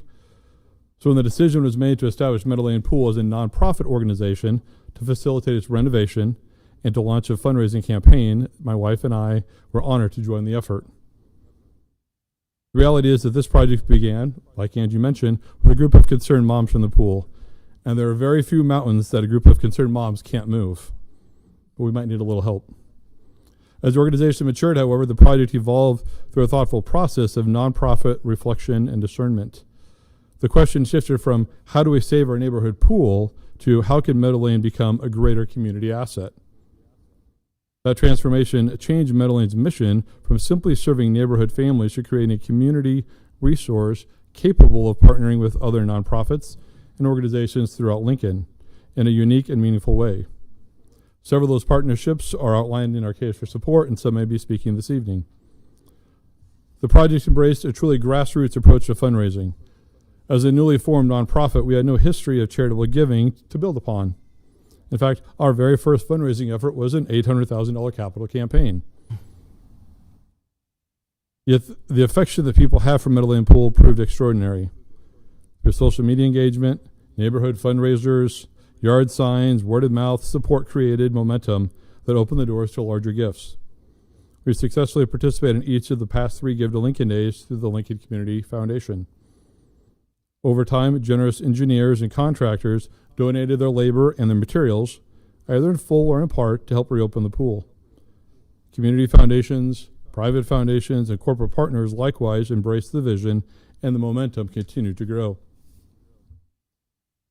Perhaps the most touching gift, though, came from a former pool member who reflected on his late brother's love of Meadow Lane, their shared love for Meadow Lane. Although decades had passed since they spent summers there together, those remain some of their family's most treasured moments and favorite memories. At his brother's recent wake, countless friends shared stories of summers spent at Meadow Lane, and every memorial gift was directed to the pool's restoration, helping to create memories for future generations.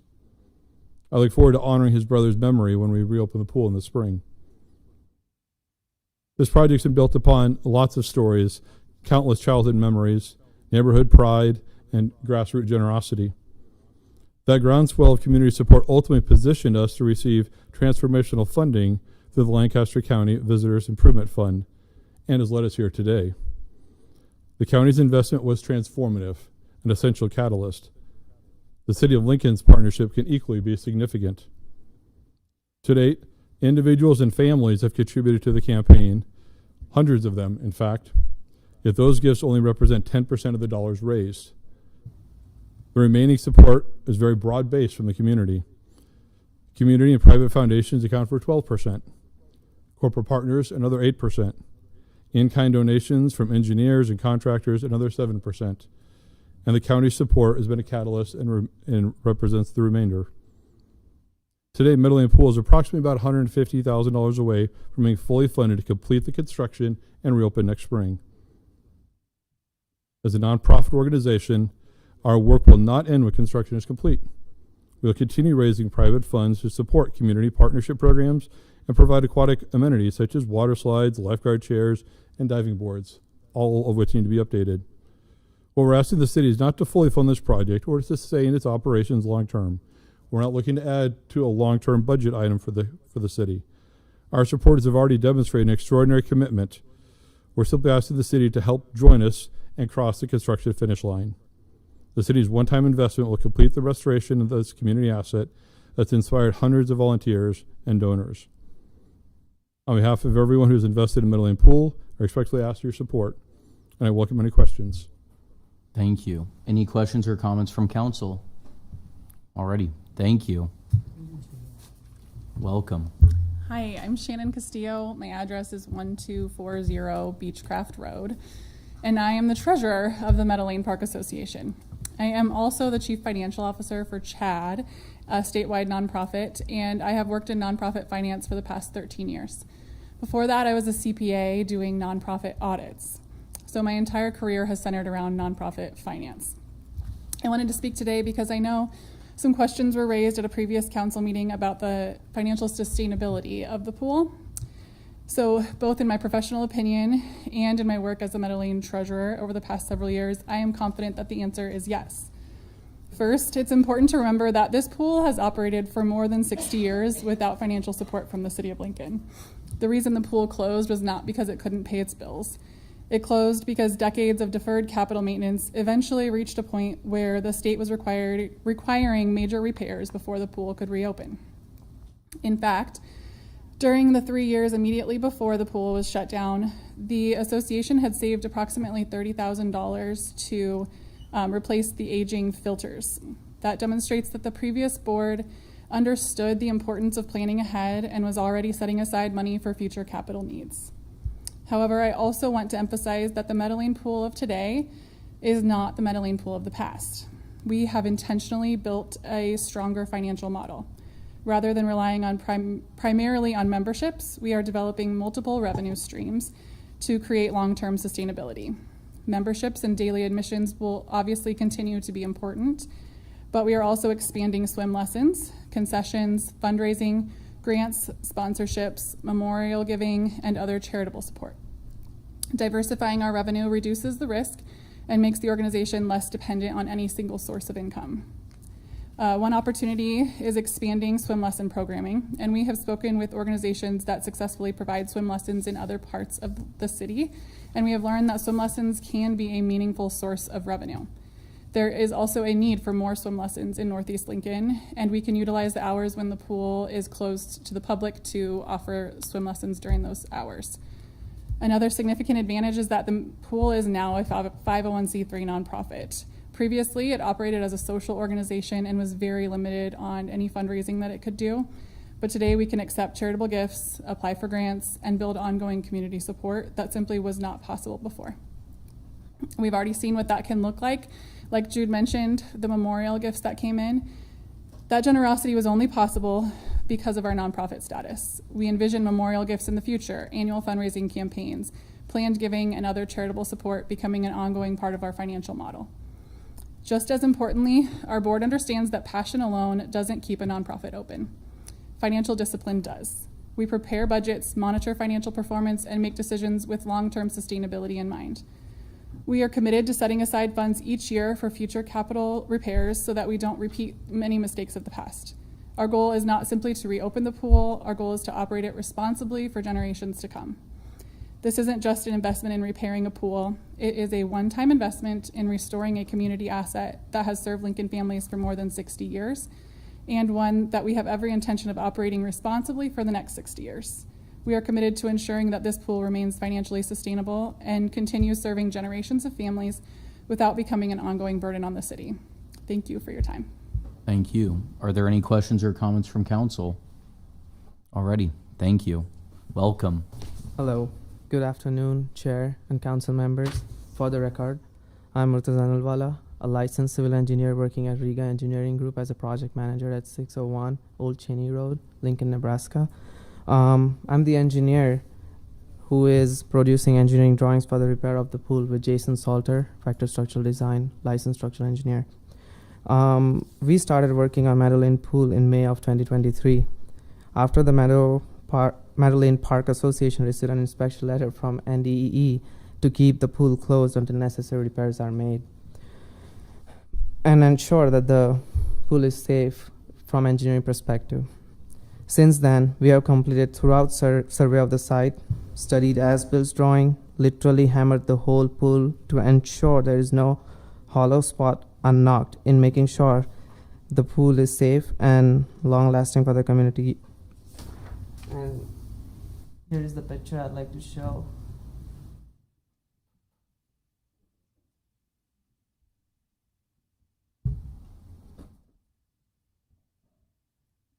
That's me right there. And that's Jason, literally knocking it off.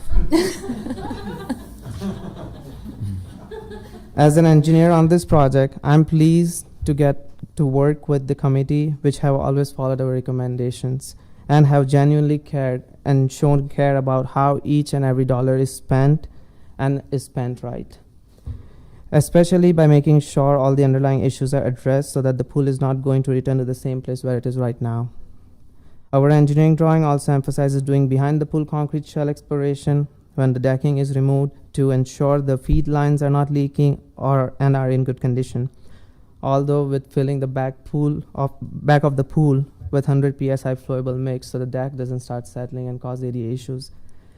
I hope the council will consider supporting this project, which is short of essential funding, to ensure the engineering concerns are addressed well.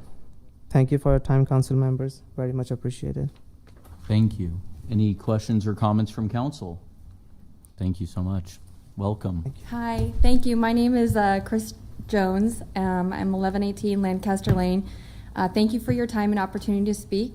I'm here to express my support for the gap funding for the Meadow Lane Community Pool located just 4 houses down the street from where I live. I'm a neighborhood resident, former board member of the pool, and current member of the NeighborWorks Lincoln Board of Directors. Although I am not here on their behalf, a letter of support can be found within your packet. I was privileged to utilize the NeighborWorks first-time homebuyer program to purchase my home in 2012. This homebuyer assistance program is designed to increase increase home ownership and investment in areas identified for stabilization, such as areas of the city with low to moderate income. And increasing home ownership encourages long-term neighborhood improvement, community engagement, and preservation. So for me, the program worked as intended. Model participant. I've lived in my home for nearly 14 years. I've made necessary improvements, seen steadily increasing home values, paid my property taxes. I started my family, I put down my roots, and I got involved in my community in several ways since then. So I served as an election poll worker at the precinct site at the church down the street from my home. I served on the Meadow Lane Pool Board of Directors from 2020 to 2022. So when we first moved into our home, we couldn't afford to join the pool. It was private. That meant that you could only swim there if you were a guest of a member or on one special day of the year, the 4th of July. In 2019, my son and I attended their 4th of July pool party and fundraiser that was open to non-members. It was incredible, and when this pool reopens, I hope to see you all there because it is the best 4th of July party in town, and I will hold that up in a competition if I have to. It was great the next year with some of our COVID stimulus money. We used it to join the pool. It's great that it will be open to the public as a 501c3 nonprofit so everyone can enjoy it. Professionally and in a volunteer capacity, I work with nonprofits every day. They serve a public interest through partnerships with every level of government and are uniquely situated to match private investments with public dollars to maximize their impact. So today my son is 12 and he's about to turn 13, and that age can be very challenging in the summer. They're too old for day camps. They're too young for jobs. They're too young to be dropped off places with friends without a guardian. Like even the Lancaster County Fair, if you're under 16, you have to be with somebody 19 or older to be with you. So it's kind of a sticky spot to be a preteen. Lots of idle time, spend a lot of time on devices, see a lot of kids in the neighborhood with mini bikes. The pool down the street's empty. So we live kind of equidistant in between the Meadow Lane Elementary School and the Meadow Lane Pool. And you can and you should hear kids playing outside like year round, right? Because there's always the noise of them in the neighborhood and it's awesome. It's the sound of a thriving community. And ours has been quiet the last few summers and it's a big bummer. And it's hot out and we all look at that empty pool and it's really a big bummer. So anyway, so I ask you to please support the one-time gap funding for capital improvements for the Meadow Lane Pool. Thank you for listening. I'd be happy to answer any questions you may have. Thank you. Okay, Any thanks. questions or comments from council? Alrighty, thank you. Welcome. Good afternoon or evening, council members. Danae Kalkowski, 1128 Lincoln Mall, Suite 105. Today I'm speaking on my own behalf and on behalf of several other development clients in support of the mayor's proposed budget, really pertaining to two main items of focus. One is development services and the other is infrastructure investment. Really appreciate what the mayor and Director Carey are doing with the Planning and Development Services Department as part of this budget. They've been prioritizing providing our community great customer service, faster reviews, and improved accuracy within the Development Services Center. I think several improvements that have been implemented over the past year, such as basically the combining or the merger of planning and building and safety into our new department. Implementation of pre-application services that are free for developers to go through and help assist in bringing your development project through. And then their commitment to ongoing coordination meetings through the Chamber of Commerce with the development community and planning and development services leadership. There's been a real effort to really implement this customer service component of the new department. And these things will continue with this budget. So the proposed budget includes a lot more additional efforts that will support development services. An additional commercial plan review engineer position to focus on commercial plan review approval timelines. There's a new LTU position for engineering services manager to enhance customer service and review turnaround times. A new performance metric goal of completing first round commercial plan reviews in 15 days or less, 90% of the time, which is a huge goal for the community. And continuing the ongoing culture change to begin with, how can we, and focus on customer service. So these are great strides have been made, and we really look forward to continue to working with that department in making even better strides. And then second, I would like to talk just for a minute about infrastructure investment. You get to hear me every year come up and talk about supporting infrastructure investment, but the current budget continues investment in infrastructure, which we all know helps expand business opportunities, build homes for our community and commercial businesses, and increase economic opportunities. In particular, we support the annual rate increases for the water in the sanitary sewer system. These rate increases have been essential over the last number of years to allow us to continue to not only maintain our existing system so that it's in good shape for growth, but also grow new water lines, new sewer lines to the areas of our community that are growing. And we've seen these resources being used in all quadrants of our city for development. And particularly, there's investments showing up in the CIP and in the budget for improvements that will open up some of that area along the south bypass. So those are really great things that we've got coming up here over the next few years.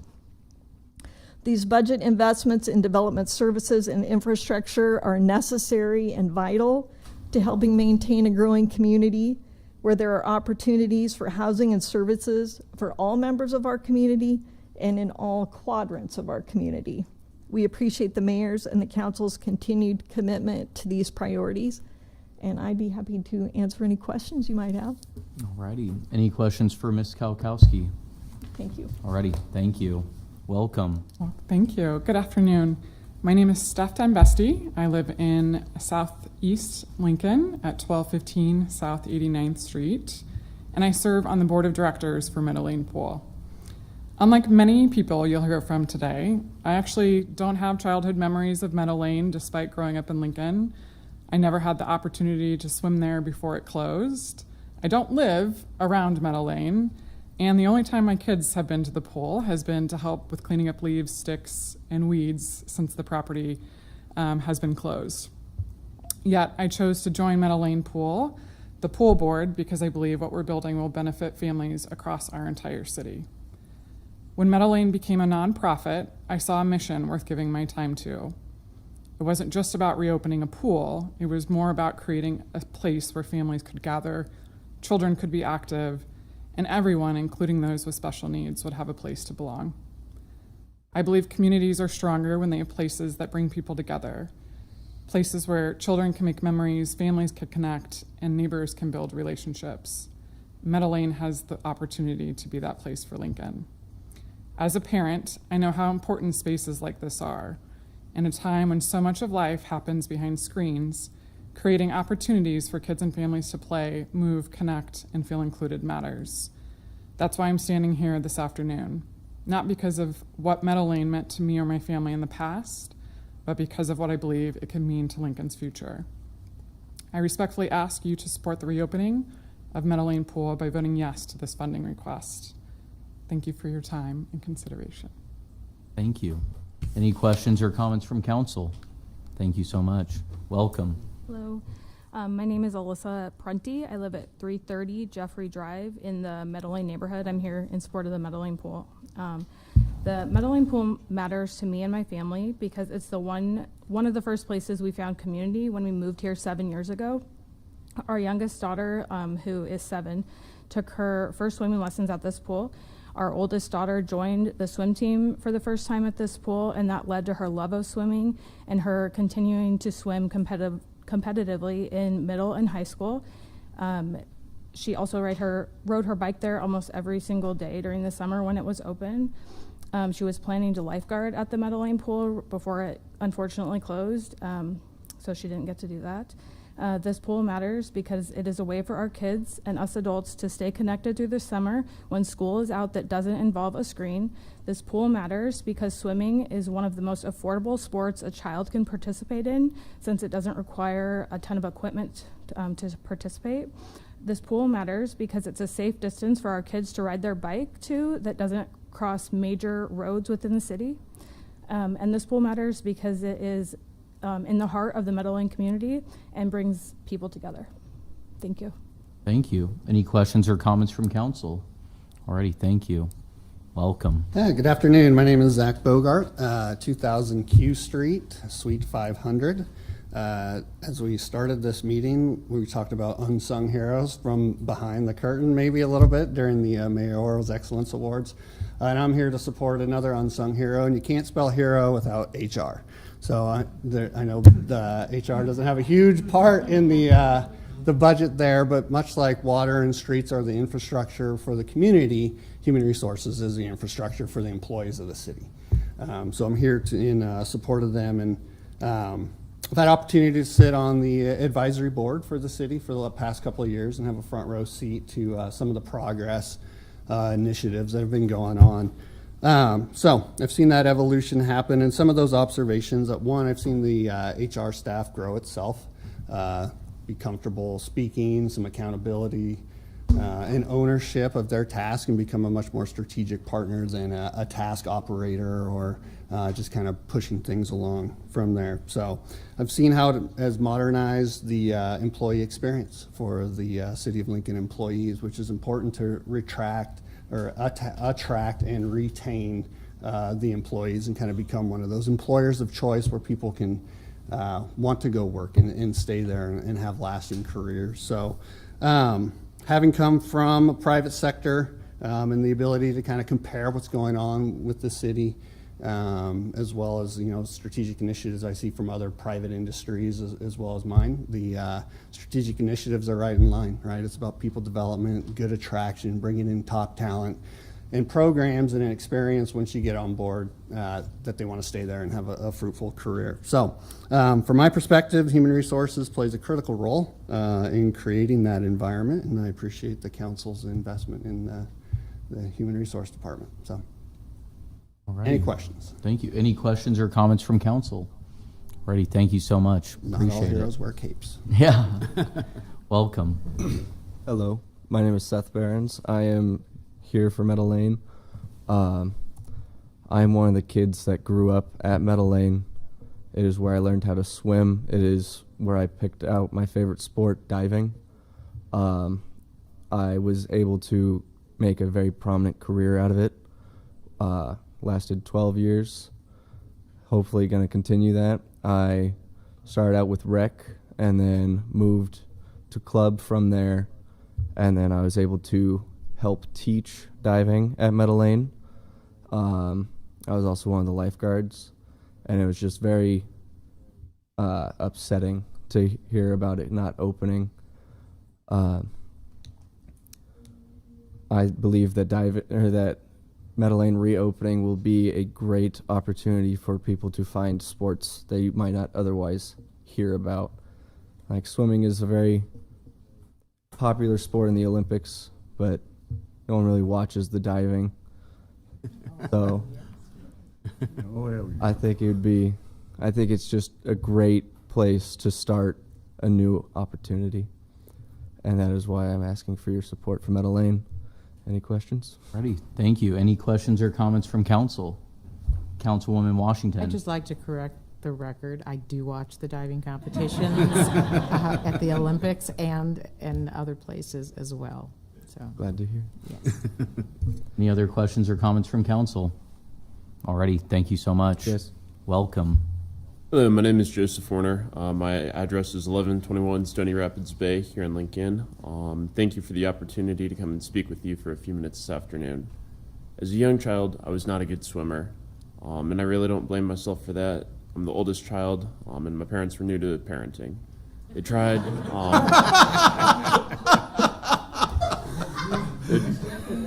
Yes, sir. Wow. They tried to teach me to swim. In fact, they enrolled me in swimming lessons 3 different times at 2 local venues, and I have distinct memories of nearly drowning at one of them. It was not a good time. Elementary school is a time of birthday parties and afternoons at the pool, and not being able to swim at uncomfortable situations, and feelings of insecurity around the water. When a family friend suggested my parents sign me up for Meadow Lane Mako's swim and dive team, they were reluctant because I still couldn't swim, but with some encouragement, they signed me up anyways. That was a game changer for my swimming and self-confidence. The coaches from Meadow Lane Mako's were incredible. They quickly gave me the skills and self-confidence that I lacked. I went on to compete for the Meadow Lane swim team and made lasting friendships with other swimmers. Many of them went on to swim at Pius and Lincoln Northeast, and several were Division I collegiate swimmers and divers. In just a few short years, I went from not knowing how to swim to making a spot at the alternate spot at the state meet my senior year of high school. Fast forward just 2 years and I was attending college in Branson, Missouri, where I was invited to consider joining the Missouri Army National Guard. With the confidence I gained through my years of hard work on various swim teams, along with earning my Eagle Scout and other activities, I had the confidence that I could take on this new challenge, this new opportunity. Last Friday, I completed 17 weeks of basic combat training and advanced individual training at Fort Leonard Wood, Missouri. Today, my rank is Private First Class, and I'll return to college in a few weeks to begin my officer training. Within a couple of years, I should graduate from college as a commissioned officer in the Army National Guard and be able to serve my community and my country. Had I stayed the uncomfortable kid in the 5th grade birthday party who had to just sit out because he couldn't swim, and had my parents not joined me at Meadow Lane Pool and signed me up for the swim team, even though I couldn't swim, perhaps I would not be standing here today visiting with you. Thank you. Congratulations. Any questions or comments from council? Just want to thank you for your service. Thank you, sir. Could you pass Welcome. these out to the one for each counselor? All right. Good afternoon, counselors. I'm Adam Hintz, 1919 Prospect Street, testifying in support of the budget with one small request. Earlier this year, I spoke with most of you about the need to have a plan for the Stevens Creek watershed. Through my 18 years enjoying, studying, advocating for Wilderness Park and its watershed, I'm well aware of the need for proactive planning ahead of time to ensure the floodplain is kept intact, biodiversity is given a place to thrive, and an amenity is provided to the public to keep a sense of place as we maintain our physical and emotional health. With the drumbeat for the East Beltway being louder than ever, we need to have a plan in place to ensure development is managed to create a resilient, equitable, and vibrant community. Currently, there is a study underway for Wilderness Park. It would be wise to reflect the same process for Stevens Creek, which is also a part of the Salt Valley Greenways, which is in the map I passed out. As the city grows to the east, now is the time to find out what the community would like to do within and along Stevens Creek. Using the council's power of the purse will be the best way to fund this study and create a lovely part of Lincoln's future. Many of my colleagues and community members agree looking into a study now is absolutely necessary to make a resilient, equitable, and vibrant community. Thank you. Thank you. Are there any questions for Mr. Hins? Alrighty. Thank you so much. Welcome. Hello, good afternoon, Chair and council members. My name is Brian Myers. Address is 2925 North 91st Court. Speaking in favor of gap funding for Meadow Lane Pool. I'm a 46-year-old father of 5, born and raised here in Lincoln, right near Northeast is 64th and Adams. My wife, Ashley, and I, we moved away back in 2004, right after college, to start our careers, but we always plan on moving back one day. About 5 years later, we did just that with our first kid in tow. Having traveled a lot as an engineer around the country, I can attest that Lincoln is a uniquely welcoming place for raising families. It has that unique mix of small town feel with the big city amenities that you don't see in a lot of locations. And looking back, a big part of my summer fun as a kid was riding my bike to Ballard Pool, just about a mile away from our house next to Northeast. Soon after we moved back in 2009 to Lincoln, near a house at 70th and Layton, we joined Meadow Lane Pool and got to meet some of the folks you've spoken with today here.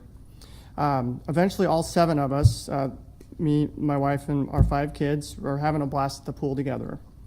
Pools are one of those few shared fun spots that I think both parents and kids can actually enjoy together and really mean it. I can't say that for all the other activities.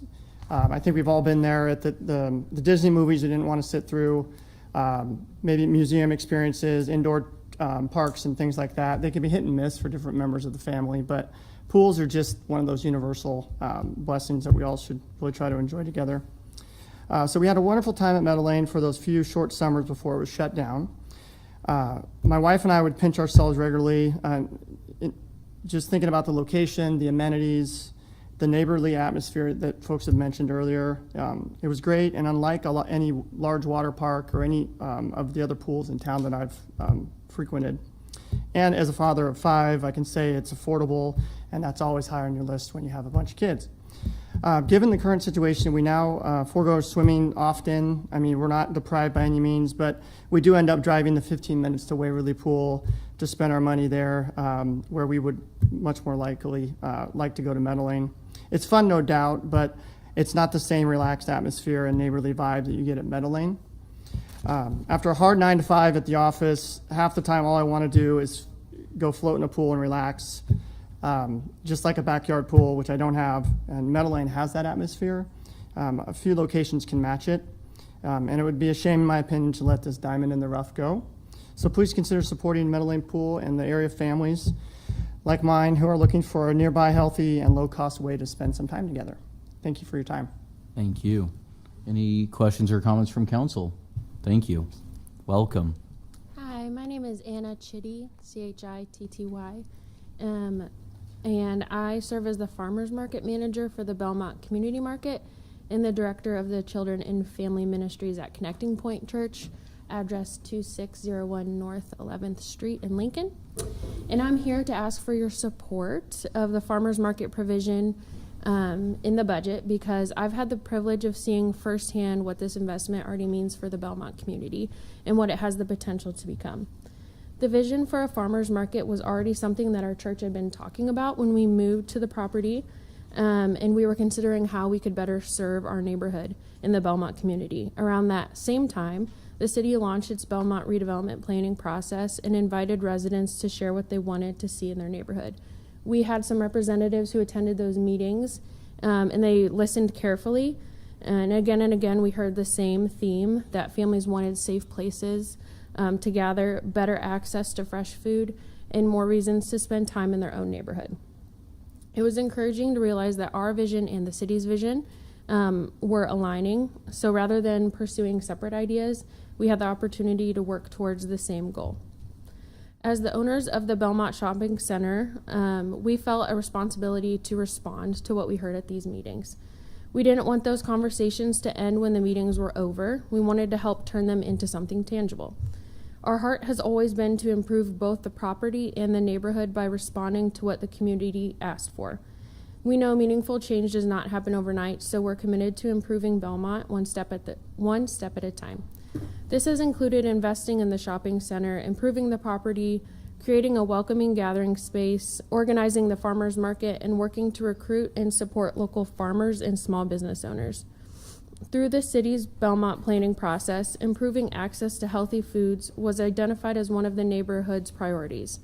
Many families face barriers to purchasing fresh fruits and vegetables, whether because of transportation, affordability, or convenience, and we believe our neighbors deserve easier access to healthy, fresh food close to home, and the farmers market is one very practical way to help meet that need. Although this is our first market season, we've already welcomed nearly 30 local vendors who have invested in our neighborhood. Every market has become more than just a place to buy produce. It's become a place where children play together, neighbors stop to visit, families spend time together, and small business owners introduce their products to new customers. One of my favorite parts has been watching relationships form. Vendors are getting to know one another. Families are returning every week because they feel welcomed. People are discovering businesses they never knew existed, and you can truly feel a sense of community beginning to take root. Recently, I learned that Aging Partners distributes fresh food vouchers to older adults with lower incomes, and many of those vouchers are distributed right here in the Belmont area. Having a neighborhood farmers market gives those seniors another convenient place to use those benefits while supporting local businesses at the same time. It also creates another reason for produce vendors to participate in our market, knowing there's a real need and customer base in that community. I wanted to recognize that this has been a community effort. I certainly do not do it alone. We have an incredible team of volunteers, church members, community partners, vendors, and city leaders who have all worked together to make this happen. And this market exists because so many people share the same vision for the Belmont community. This budget provision is much more than funding a market. It's about continuing a vision that began with listening to the people of Belmont. It's an investment in healthier families, stronger neighborhoods, thriving small businesses, and greater access to fresh food close to home. It allows us to continue responding to what residents told us they wanted and to keep building on the vision that the city helped cultivate through its Belmont redevelopment efforts. We're still at the beginning, but we've already seen what's possible when the city, local organizations, volunteers, businesses, and neighbors work together towards a shared goal. We're committed to Belmont for the long haul, and we'll continue improving this neighborhood one step at a time. And the Belmont Community Market is one meaningful part of that journey. So any support that we could get would be greatly appreciated and help further that vision. Thank you so much. Thank you. Any questions for Ms. Chitty? I'll recognize myself real quickly to thank you for the perspective that you've added. Your work and advocacy for fresh access to fresh produce in the Belmont community has been invaluable. So I really appreciate that. I also just want to thank my council aide, Henry Klein, who's been pretty instrumental taking the lead on this initiative and the collaboration between your organization and Mr. Klein. So thank you for everything. Thank you. Ready. Stokes. Good afternoon, members of City Council. My name is Katharina Stokes. I'm at 206 South 13th Street. I am the project director of the Tax Credit Alliance of Nebraska, which runs the Lincoln Volunteer Income Tax Assistance Program, also known as VITA. Today, I am asking you to support the Lincoln VITA program because of the economic and community impact it makes. This year alone, the Lincoln VITA program helped channel over $3 million in tax refunds directly back to taxpayers in the city of Lincoln. In addition, the VITA program saved an estimated $500,000 in preparation fees for Lincoln's low-income families this year. Financial support for the VITA program comes from an IRS matching grant. VITA funding facilitates volunteer training, outreach, and tax site management. Our invaluable group of IRS-certified volunteers provides our on-site community support. City funding for our Lincoln VITA program will help our continued success and economic impact that we provide to the Lincoln community. Thank you for your time, leadership, and consideration. Thank you. Any questions or comments for Ms. Stokes? Councilwoman Washington. Can you tell me where the rest of the funding for the TCAN program comes from? I think it's a university program? It is a university program, And yes. so does the university or the state provide any funding into the TCAN program? They do not, no. Do you get office space at the, I'm Yes, just trying to I mean, get we a have full administrative overhead support because our offices are at the CCFL offices, but all of our funding is grant and private supported for the program. And you had a funder, or you had private funding philanthropy that fell through, or? Yes, yes. Okay. And did you have more than one funder? Was it a single funding? This current year it was one funder. And has that been its history for the last number of years, or have you had other funders before? We've had various funding in the previous years, yes. All right. Mm-hmm. Thank you. Thank you. I have a question. Councilman Duden. Thanks, Chair. How many people did you serve? In Lincoln, we serve close to 2,000 households, yes. 2,000 households, and you returned $3 million out of those 2,000 households? Yes. Okay, thank you. Any other questions or discussion? I'll recognize myself real quickly. Ms. Stokes, again, not a question but a comment. I think serving 2,000 households and returning over $3 million to the local economy is textbook definition economic development at its best at the local level.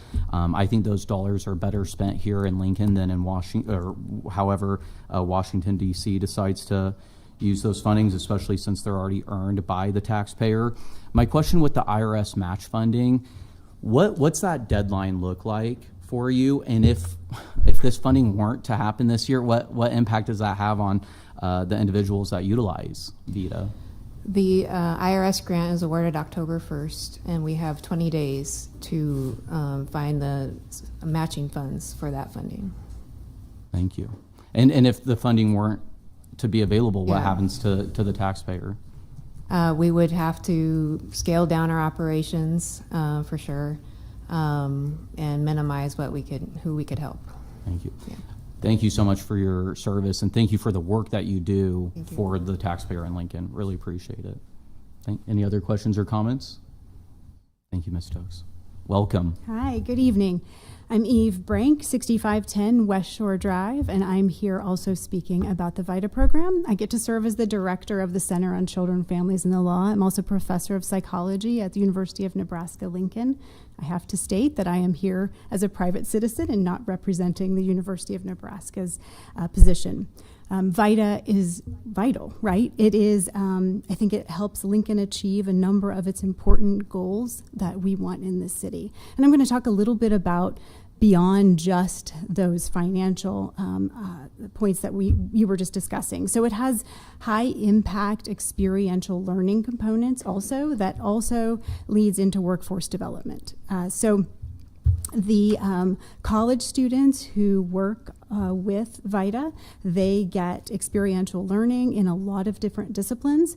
They receive rigorous IRS certification and hands-on professional experience. And one thing we know is that when you get college students involved in the communities where they're going to college, they stay there, more likely to stay there, right? That service fosters deep sense of civic responsibility for them. It connects those future professionals directly to our amazing community. It increases the likelihood that they will work and build their careers right here in Lincoln after they graduate. This is also a data-driven program that helps vulnerable populations. We have targeted outreach. It reaches the community's most vulnerable populations, low-income working families, elderly residents, college students managing complex educational expenses, and international or multilingual neighbors. It also does more than just file taxes. It is a partnership that goes way beyond that. It acts as an educational gateway for our volunteers and staff, help taxpayers and others understand asset building, banking access, and long-term financial capabilities, aligning, I think, our goals as our city for poverty reduction. It is really, I think, an amazing example of private-public university partnership. It maximizes collective impact, city investments combined with federal IRS backing, that matching you were just talking about, university cooperation from administrative support is really that magical win-win-win, triple win, and it is a fantastic public-private university model. It's also really cost-effective. City funding would allow the program to expand operating hours, open additional neighborhood sites, such as some of those local libraries we've been talking about, and acquire the necessary technology and translation tools that we need. Really to meet the growing tax needs of our working families and others here in Lincoln, and ensuring millions of dollars would get to come back to Lincoln through these tax refunds, we hope that you will support this amendment. Thank you. Thank you. Any questions or comments for the testifier? Thank you so much. Thanks. Welcome. Hi, good afternoon, or maybe I should say good evening. Yeah. My name is Tracy Core, 1001 South 37th Street here in Lincoln, and I'm here today in support of the proposed 2026-28 city budget and all of the good things it'll deliver for our community, and specifically for our neighborhoods. Most of you know I've been involved with neighborhood associations for over 20 years at this point. And this is a great segue that I did not plan on, maybe you might not know that I earn a living in the accounting field, and specifically I am the site coordinator for VITA in Crete through Doane University, although I'm not here to talk to you guys about that today, but it is a good program and I echo everything that they said. And I did have a little joke for you because I fully expected you to like go to break right before I got up here. I just read a book about budgeting. It had a lot of chapters, but I skipped to the end for the savings. That's funny. Okay, in all serious, neighborhood leaders really appreciate the work that city staff, the mayor's office, and you guys do to support Lincoln and our way of living in Lincoln and our quality of life. The 26-28 city budget does a great job of providing investment in the important services, programs, and infrastructure that neighborhoods need to continue to be great places to live, play, and raise a family. I want to thank the council and the mayor for smart investments, leveraging some of those matching funds, and the policy choices over the last few years that have resulted in making us nationally recognized as a community with a great quality of life. As we grow, our budget investment has to grow too. I find it puzzling when I hear someone say that local government shouldn't be reinvesting into the community when growth provides additional resources. They say that revenue collection should stay flat, but that doesn't recognize the reality that costs increase for important city services, just like they do everywhere else. Good stewardship of our taxpayer funds is very important, but the critical question is, does the community get value from that investment of their dollars? In Lincoln, I think the answer is definitely yes. We get a lot of value from our smart and efficient investments in the city budget. Specifically, this budget invests in police and fire departments that are both recognized nationally. We create strong neighborhoods by investing $3 million in the sidewalk repair and maintenance. We provide funds for parks, trails, playgrounds that neighborhood families and kids depend on for a safe, healthy activity.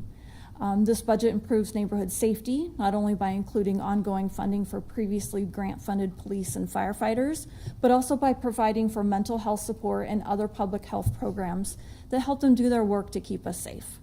In addition, we are funding important neighborhood services like libraries, pools, community centers, and senior centers.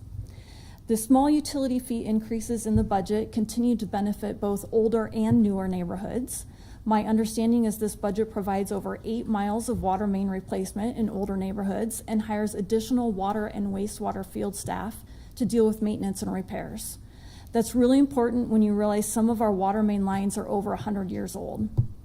Lincoln Water System is also replacing dangerous lead service water lines in older parts of town that pose a health hazard to kids and families. And I was happy to read that just this morning, a press release saying that lead-safe Lincoln construction is moving on to a new area. So that's exciting to me. The budget also includes funding to increase water quality and continue planning for a second water source to keep our water supply safe and flowing. That's a lot of value in support of strong neighborhoods in our community now and into the future for a small increase in fees. There are fee increases that support important programs too. I sometimes hear people say that lower income families will be hurt by even a small fee or service charge increases, and I agree that we need to be mindful of that. You should also consider, however, that these same families may very well want to contribute their extra $1 a month through utility bills or other program fees to ensure that their neighborhood amenities and utilities are reliable and available. In the end, we all contribute a little in order to generate a lot of community benefit. I'm happy to say that the 2026-28 budget does just that. It supports our continued economic growth and it invests in our future. I again want to thank you for your service and your hard work on this budget. I know that this is a long day for you guys. Budget is a long period and overall, but I urge you to pass it with current levels of investment across our community, and your support of the budget will in turn support our steady growth and our high quality of life. Thank you for your time. Thank you. Are there any questions for Ms. Kaur? All righty. Thank you so much. Thank you. Welcome, Dr. Moore. Thank you. I'm Marilyn Moore. I live at 1624 Van Dorn, and it has been a heartwarming and rewarding experience for me to listen to my fellow citizens over the last 2 hours talk about how much they love this city and how much they love the services of this city. I hope it's heartwarming for you too. I suspect there are moments serving on city council that are not always heartwarming. Today might be one that is, and I'm so glad to be a part of that. Just a year ago, you appointed me as a member of the Lincoln City Library Board, and I want to thank you again for that and tell you it's been a great year. I have learned a lot, and my appreciation and commitment to our libraries is even stronger than it was a year ago. And today, I want to thank you for your consideration of the library budget that's before you. It's an exciting time to be in library world in Lincoln, Nebraska, with the new Lincoln Central Library that we see developing in front of us every day. Our libraries are more than that exciting project, however. They're also the neighborhood libraries that are scattered around the city, and our budget supports having those libraries open 7 days a week in all facilities, where they are used every single hour by members of this community. The South Street Library is my branch library, and you'll find me there 2 or 3 times a week. And when I'm there, I see young children there for story time. I have to tell you, it is another heartwarming moment when I see a parent standing with a child at the self-checkout desk checking out 24 picture books because those picture books are growing readers, and that's just a mighty fine thing to see.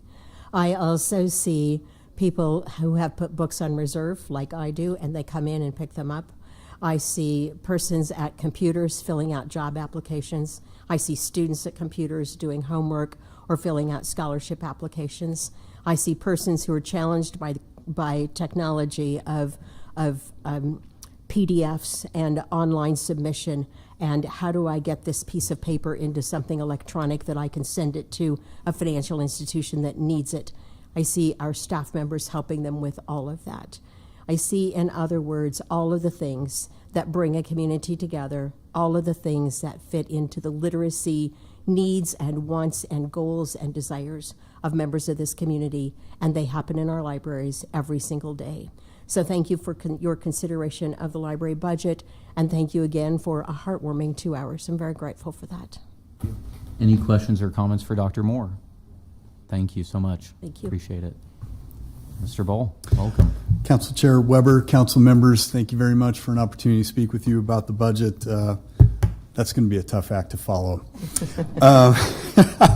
I want to comment specifically on 2 elements of the budget, specifically those related to development services and the Lincoln Partnership for Economic Development funding that's included in this budget. First, related to development services, we have been very excited about the work that we have been doing recently with Director Carey and the new Consolidated Development Services Department. Also want to thank Chairman, Council Member Beckius for his leadership and our work together on that. Danae Kolkowski mentioned the upcoming meetings that we're having about streamlining some of those processes. We're very optimistic about that. And it is because of that collaborative work together that we actually do want to voice our opinion of support in what Director Carey is asking for in this budget related to another commercial plan review engineer and engineering services manager, both of whom will help us, achieve these new metrics and goals that have been put in place and continue the lead the new how can we cultural approach that they're taking in this department. I think that's going to go a long way to mollifying the concerns that have been expressed by different sectors of the business community over the years. Also, they are doing some new innovative trainings for trades professionals, and then supporting the complete plan submittals that they want to see. All of these things are designed to help speed up the process at crucial pinch points, if you will, and just make it a better process for everybody, both in the private sector and on the city staff. So we find these to be good investments to make. Also want to speak to the increase in the contract for the Lincoln Partnership for Economic Development. As John Carlson mentioned, it is going to move from $700,000 a year to $725,000 a year. This is the first change that has been made to the size of that contract in 10 years or more. For every dollar that the city has put into that contract over that time, we have matched it and actually then some with support from the private sector. So a $25,000 bump actually ends up having a $50,000 impact to the good. I also need to note there is increased pressure for local economic development agencies like the Partnership for Economic Development to lead in this, basically because of changes at policy at the state level. And so we are going to have more leadership that's going to be necessary at a local and county level moving forward, not less. And so timeliness of this increase cannot be overstated. Finally, I just want to remind all of you, and you've all participated in these updates, we are always happy to update any of you on the progress of that program related to workforce development, entrepreneurship, new business recruitment, and existing business support here. We want to make Lincoln a great place for any business of any size at any time in its life cycle. The last thing I will say is I know I don't get to talk about heartwarming stuff very often, But at the end of the day, we are here to create more opportunity for the residents of Lincoln, and nothing is more empowering than a new job opportunity that allows an individual to care for themselves or their family at a higher level. And with my last 4 seconds, I'd just like to mention our strong support for the infrastructure expenditures that are in this budget. Also, Lincoln on the Move, which we have been very enthusiastic about, Project O Street specific within that, Water 2.0 and others. So we appreciate your consideration of these items. Happy to answer any questions you might have. Thank you. Any questions or comments from council? No. Alrighty. Thank you. Leach, welcome. Hi, I'm Pat Leach, 4111 Northwest 57th Court in Lincoln. Most of you know me as the retired director of Lincoln City Libraries, and I would just like to say I love retirement. I'm feeling a remarkable sense of deja vu in this room today.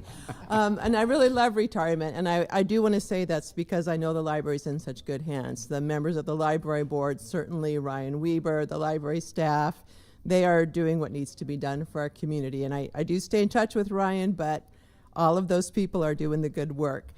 For the record, I totally support the new Central Library project, just in case there was any question. I want to make that clear, and I thank everyone both here in the mayor's office and through the library who are making it happen. And what we've said a lot is that it's a landmark project in downtown Lincoln, but it really does benefit the whole city. So I'm tickled.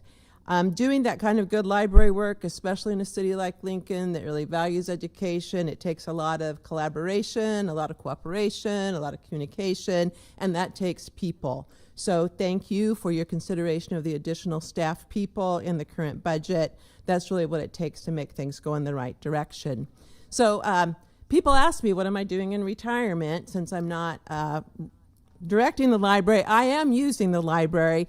And really, I'm doing a lot of birding and gardening and working outside. I've learned to use a chainsaw. I can drive the tractor. And that means I become very interested in grasslands and in the environment that surrounds our community. So I want to note that prairie grasslands are among the most endangered habitats. And my husband and I own property in Air Park as well as just outside of Air Park. We live on 100 acres there. We're very near 9 Mile Prairie, which, as many of you know, is 230 acres of unplowed prairie. That's the site of a lot of university study and interest, and we've taken a strong interest in protecting that healthy habitat. So my vision is that the kind of work that's gone into the prairie corridor between Pioneers Park and Spring Creek could happen toward 9 Mile Prairie, similarly toward places like Wilderness Park or Prairie Pines.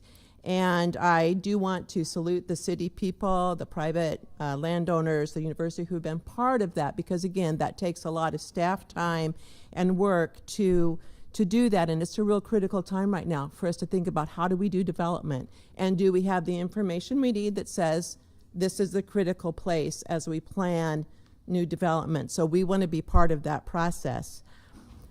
That means that I'm here largely in support of the mayor's budget that is supporting the climate action plan and some of these environmental efforts. And I am so proud to be part of a community that has a plan for local responses to local needs. I think the world of that kind of solution. So having been a city director, I'm aware that there's a lot of sensitivity about full-time equivalent positions. I get that.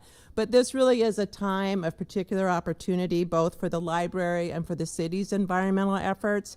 And I appreciate that we're taking advantage of those opportunities now through this budget. And I really do think that when we look back on this time, we'll be proud of the investments that we've made. So I thank you for all of your work and consideration of all these budget things. And just want to say, I'm really glad I'm not here all that much, but it's great to see you all in action doing the good work. Thank you. Thank you. Any questions for Ms. Leach?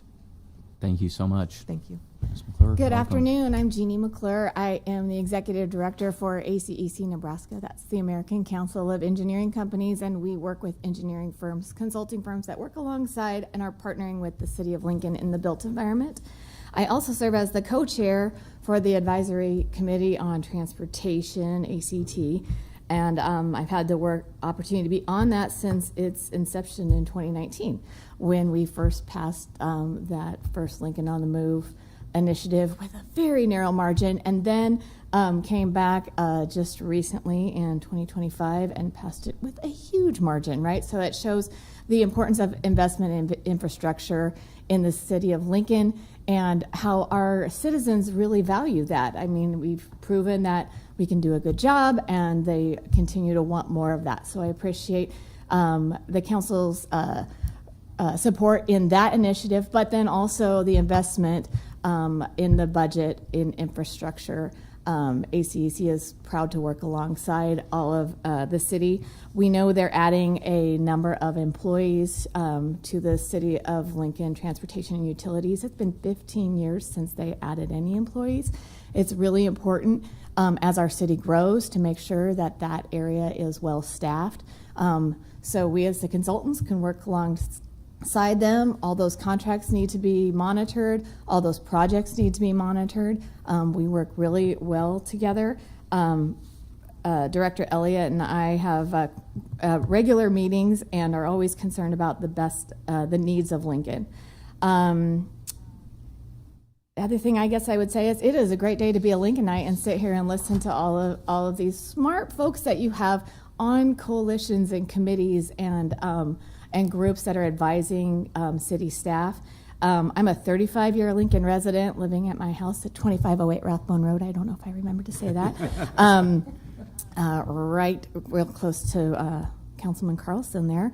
I'm a proud user, a daily user of the dog park system, the public pools, go Meadow Lane, and the library system. So thanks for all that you do to support the city, and thanks for the citizens that came here today to testify. Thank you. Any questions or comments? Thank you for your service to the city. And if I have my tallies right, our 40th testifier. So, Thanks. all right, welcome. My name is Carlene Schrag. I live at 7101 Shamrock Road. And maybe I'll just start by saying thank you. I can't believe your brains must be so fried by now. But the big important things you have to decide, the streets, the utilities, our safety, the really big deals.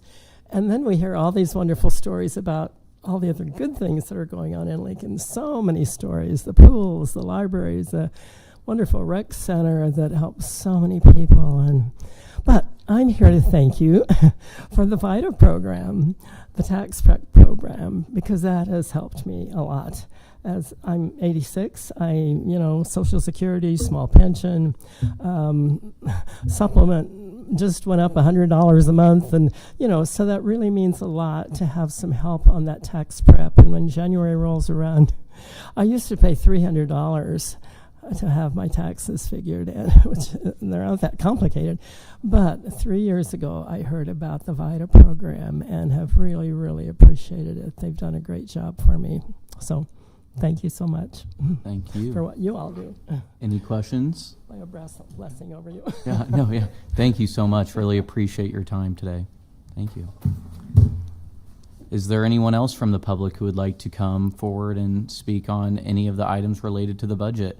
If so, now would be your opportunity to do so. Councilwoman Washington. Seeing no one else coming forward, I wanted to make a statement, just a really small statement. You noted there's been 40 people who came forward, and this is the first budget year that I've been a city council person, so 7-8 years, where Jane Kinsey wasn't present. And Jane Kinsey was Watchdogs of Lincoln, and she passed away in the last few months. And I really appreciate that everyone who came forward today spoke in support of the budget. But sometimes it's healthy to hear people who don't speak in support, and Ms. Kinsey never spoke in support of the city budget.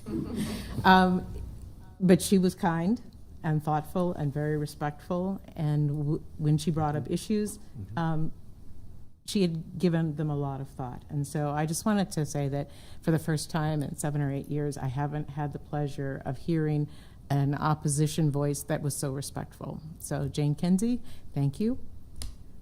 And someone else I'm sure will step forward next year. Or Councilman Duden. Thanks, Chair. I'll just make a couple comments. Number one, I was excited about the library location pick for the old Centrum building, which, and the mayor hates me when I say this, but it was the ugliest building built in downtown Lincoln. Didn't have a window in it, and yet it was built for retail. You couldn't tell what the heck was supposed to be inside the darn thing. So by converting it to the library, we'll have windows. And this location is cheaper than building a brand new one on the Pershing side. So it saves tax dollars at the same time. So I was pretty excited about the location right off the bat because the parking's already there. There's a parking garage right next to it. It's in the middle of downtown.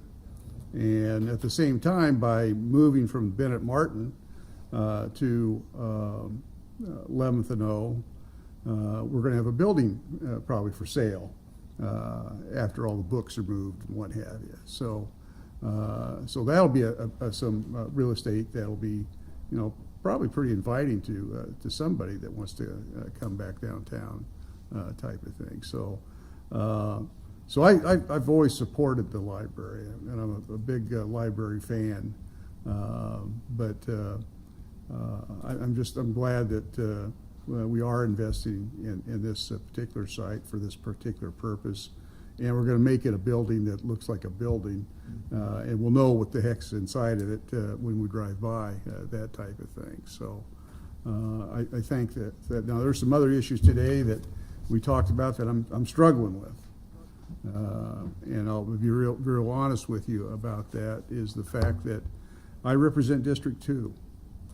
District 2 does not have a city pool on its property anywhere, not one. And it's a big district. In fact, it's the biggest district. Lincoln has 177 precincts, and I have 60 of them. And so it's going to be hard for me to tell the taxpayers in Southeast Lincoln to contribute to a pool that's in Northeast Lincoln or Northwest Lincoln or anywhere else that's a private pool.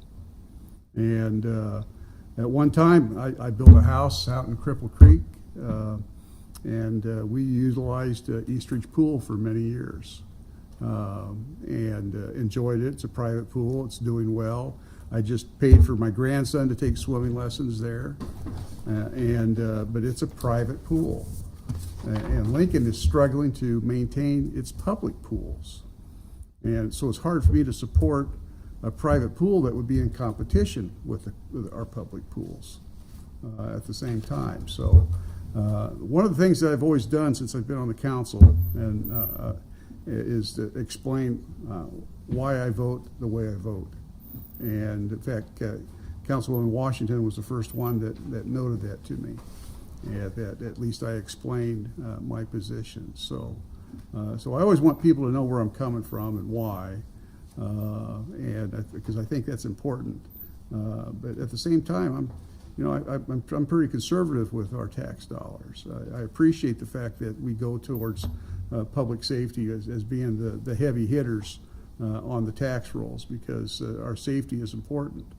And we've got one of the finest police departments in the country. The same thing with the fire department that was just deployed on floods and came back. We have a special team that does those kinds of things, and I think that's really unique for Lincoln, Nebraska. Lincoln, Nebraska has always been my town. I wasn't born here, but my four siblings were at the old Sandy's Hospital. I was born actually in Langley Air Force Base, Virginia, when my dad was in the Air Force. But I grew up here, and I love this town. And I love being a cop in this town. I did that for 26 years here. And I'm enjoying being on the council, but yes, I'm glad the last person kind of pointed out that, there's some difficult decisions that we have to make from time to time. And but I think it's important that you ask your public officials, why they voted the way they voted. Because I will always respond to something like that. So appreciate it, Chair. Yeah, thank you. Of course. Before I recognize any other council members, I want to be mindful that this is the opportunity for the public to speak on the budget. Is there anyone else from the public wishing to speak on any of the items related to the budget? And since some council members were recognized, I want to make sure there's no other council members that wish to speak. Alrighty, seeing no one else come forward to speak on the budget, seeing no further council discussion, I would entertain a motion. Move to Councilman adjourn. Beckius. Second. Well, before we do that, I would entertain a motion to delay the items to August 24th. Chair Weber, I would make a motion to delay items 8A through 9A until August 24th, Alrighty. 2026. Second? Seconded by Washington. The motion is to delay action, correct? Close the public hearing. Close public hearing. Yep. And to delay the action to August 24th, 2026. That was moved by Beckius, seconded by Washington. Discussion on the motion to close the public hearing and delay action to August 24th. Seeing no discussion, Madam Clerk, please call the roll. Duden, Yes. Washington, Yes. Beckius, Yes. Bowers, Yes. Schob, Yes. Carlson, Yes. Weber. Yes. Motion carried 7-0. Chair Weber, I move Beckius? Chair Weber, thank you. I move adjournment.